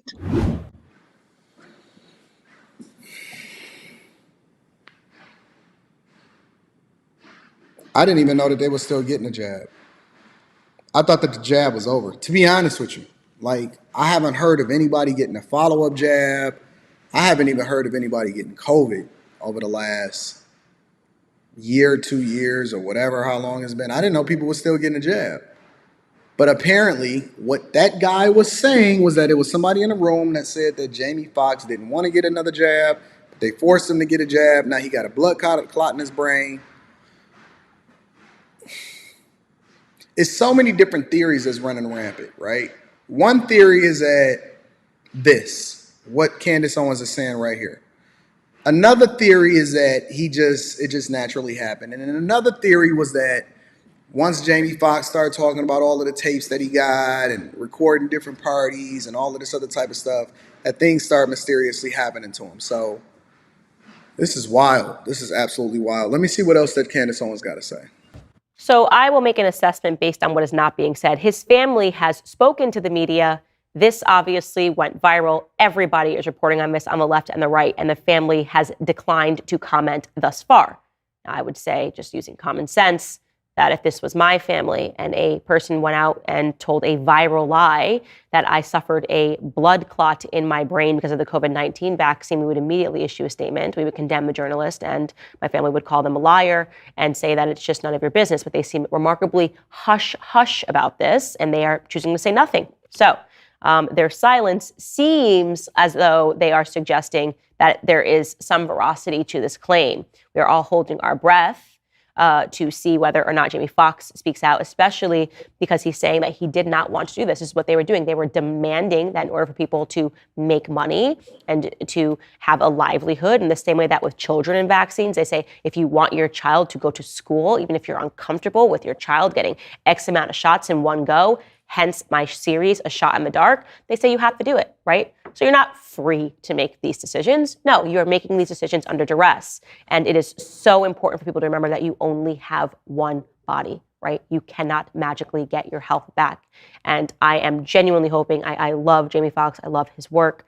I am hoping that he makes a full recovery, as Hailey Bieber has done and as Justin Bieber has done. And if he doesn't, I then will instead pray and hope that he gets the courage to tell the truth, because there will be an insurmountable amount of pressure with someone with that much influence to stay hush, to say mum about what happened to him.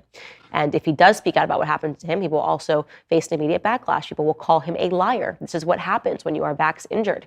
I was vax injured from the Gardasil vaccine. I spoke about that, and people pretended, like many other people that suffered consequences from having that vaccine, that you're a liar, that there's no way we can know that it's related to this. Very scary times that we're living in, when people can't even talk about what they have experienced, especially when it's something that is so horrific and that experience is only taking place because they are complying with peer pressure. So again, we do not know yet from anybody in his family that there's any veracity to the claims that are being made by AJ Benza, but what we can say is that they have not disputed the claims. So essentially what she's basically saying is that, let me get that off that picture. Basically, essentially what she's saying is that it's a strong possibility that Jamie Foxx's current condition, especially as it relates to being reported on being blind in one eye and paralyzed, can strongly be supported by the idea that maybe he took the jab and then it didn't work out for him so well. And so a lot of people are jab adverse, and that they don't believe in it. They don't think that it's a good thing for you. They don't think that it's something that you should take. But I think that everybody should have the ability to choose for themselves. It's just a weird situation. It's weird times that we live in, because you don't know what you don't know anymore. You don't know the reason why they're doing certain things. We don't know what's the goal behind it. We don't understand whether it's good for us or bad for us. We hope that the government or whoever it is that's in power don't have an ulterior motive or agenda behind how it is that they're moving. But it is still very much a touchy subject, and I'm wondering when this thing is going to actually start to shed light on what happened to him, and if they would actually tell the truth, if they actually did know what was happening to him. So let me read some of these super chats, and then we're going to go ahead and get you guys up out of here. Cliff says, the site superintendent just came up to me and asked, who are you listening to? He's ignorant.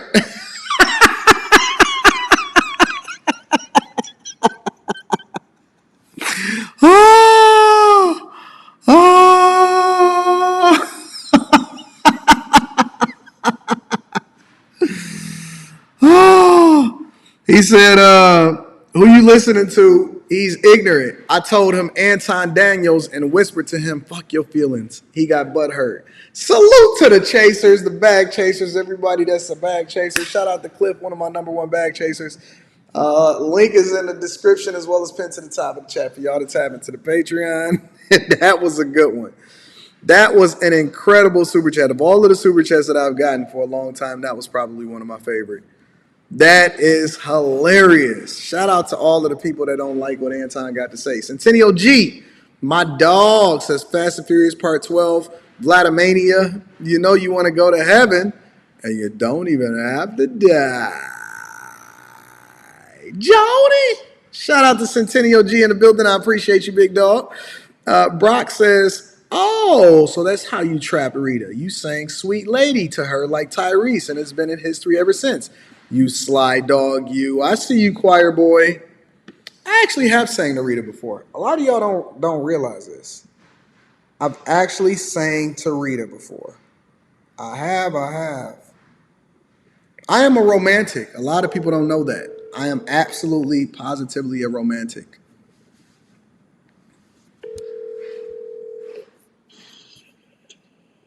Hello. Hey, what up? What you doing? Hey. Hi. Hello. What you doing? At the store getting your stuff. Hey, have I ever sang to you before? Have you ever did what? Have I ever sang to you before? Yes. What did I sing to you? It was a Tyrese song, but I don't remember the name of it. Why are you laughing? Oh. They don't know my romantic side out here in these streets. Yes, you have. How long ago was that? All right, don't worry about it. You're going to divulge too much information. Bye.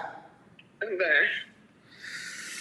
Anton is a romantic. That is more accurate than you realize, Brock. So I have sang to my wife before. A lot of y'all ain't see y'all think I be out here just be beating up on motherfuckers and punching chicks in the titty. No, I'm a romantic. I love my chick. I love my chick. Yeah, I love being with my chick. I really do. I say love. It is. Marriage is a business. But that don't mean that you can't enjoy it and have a good time and love and have, all of that other type of stuff. So yeah, man, I love my chick. I love being married. Married life for me, hold on, before I read the rest of these super chats. Married life for me has always, and this is why I'm telling y'all that it's a difference between being married and being successfully married. Married life for me has always been a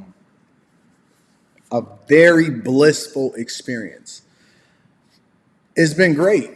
It's been excellent. It's been excellent from a business perspective. It's been excellent from a financial perspective. It's been excellent from a romantic perspective. It's been excellent from a father, as far as having somebody else in a household. That's a really great mother.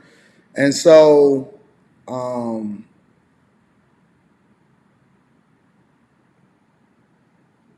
when I see what's happening in society, my goal is to give you the information for how you can put yourself in the best position possible considering your circumstances. So if you're going to be married, there is a blueprint, and I have the blueprint of what it takes in order to be successfully married. If you decide to get married. But I don't want you to put yourself in a position where you suffer because you're making the wrong decisions and you basing how it is that you're in a relationship based off of things that's not going to matter. It's not going to matter based off of the stuff that y'all think matters. And so you built a foundation on something much stronger than what you see portrayed on social media. None of that shit that they telling you on social media makes sense. None of it is true. Listen, all of these little podcasts and stuff that y'all see and they giving y'all relationship advice, 99.9% of it is wrong. It is wrong. It is dead. It doesn't make sense. They don't know what they're talking about. If you want the game, and you want somebody that actually knows what it takes in order to be successfully married, I can give you the game. If you want the game from somebody that understands the type of women that you need to avoid, the type of men that you need to avoid, the type of relationships that you're getting into, how you can mess up something that's supposed to be great. So here's another side of it. You can find somebody that can wind up being great for you, but then you can fuck it up in the beginning if you don't know how to start off right. Let me say it again. Some of y'all are in relationships with the person that you're supposed to be in, but you started off wrong. You established the relationship wrong. The same Wednesday night, y'all. Y'all gonna have to tap in on Wednesday night if you really want to understand how to move a little bit differently from a relationship perspective. But ain't nobody that is in my lane. And when I say in my lane, as a content creator that is, let's just say 50 and under. 50 and under, nobody can give you better game than me when it comes to how it is that you need to be in a relationship, what you need to avoid, and how to be successfully married. Nobody has the entire scope of it except for me, in my opinion. That's in my opinion. Let me read some more of the super chats. J Rock says, when my job started pushing employees to get the jab, I immediately sought to work from home. That's good. I think that's dope. I think that you should have that option too. Tia Marie in the building says, but to be fair, people also have severe and adverse side effects from flu shots also. Anything related to the vid jab turns political and partisan, and I agree with that. I agree with you 100%. I don't disagree with that at all. Lil Black Duck 2001 says, my wife, who you'll meet at the NYC joint, was injured by the jab, neurological issues a week after the second shot. Yeah, I'm looking forward to meeting y'all in NYC. Hopefully they got the air quality right, or I might have to make an adjustment. Centennial G says, you ain't slick, AD. We waiting on that Carl Thomas high note. I wish I never met.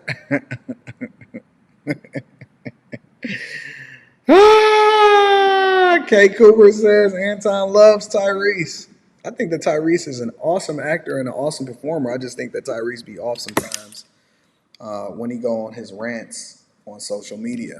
But you know, life is what it is. You know what the funniest part about it? Even though we are still madly in love after 19 years of marriage, actually, in 11 days, I will be married for 19 years. In 11 days, I will be married for 19 years. Prince Elian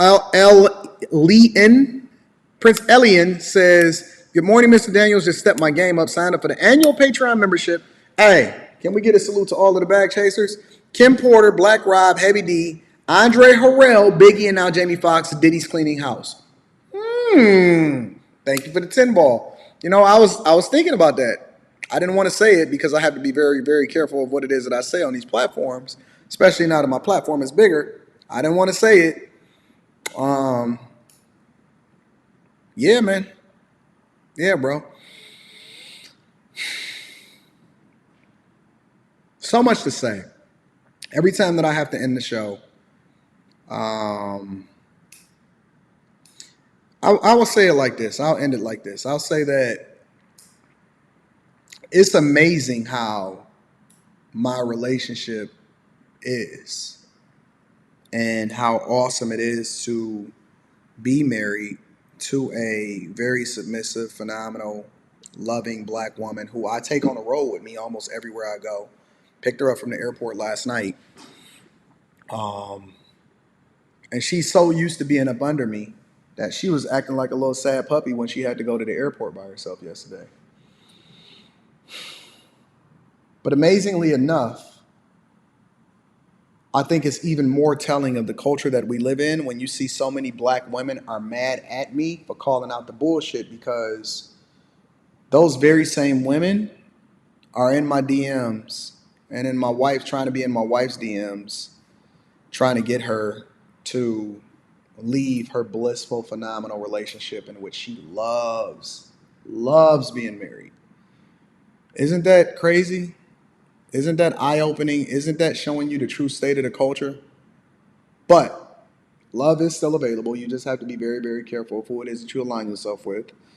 And there is a blueprint for how it is that you're supposed to move in marriage and whether or not you can find the one that's equally yoked with you. And I have it. But we'll talk about that later. I appreciate y'all. I rock with y'all. Delby Diaz says, stop dying of old age. Tree of Life decoded book available everywhere. Shout out to Delby Diaz. Thank you for the fireball, for supporting the platform. We doing God's work over here. I love y'all. I appreciate y'all. I need y'all to do me one more favor before we get up out of here, though. Make sure you share this with your family and friends. We don't want to be successful by ourselves. If you have not joined the Bag Chasers and the Patreon members, link is in the description as well as pinned to the top of the chat. I love y'all. I appreciate y'all. Y'all are the greatest audience and the greatest group of people that I've ever met in my entire life. I'm about to head over to the dentist to finish getting my work done, and I'm going to keep y'all updated on everything that's happening in my life because I live my life like an open book. Get that Teach Hanley 30% off your first order plus a free gift. I love y'all. I appreciate y'all. I'm going to holler at y'all later. Peace.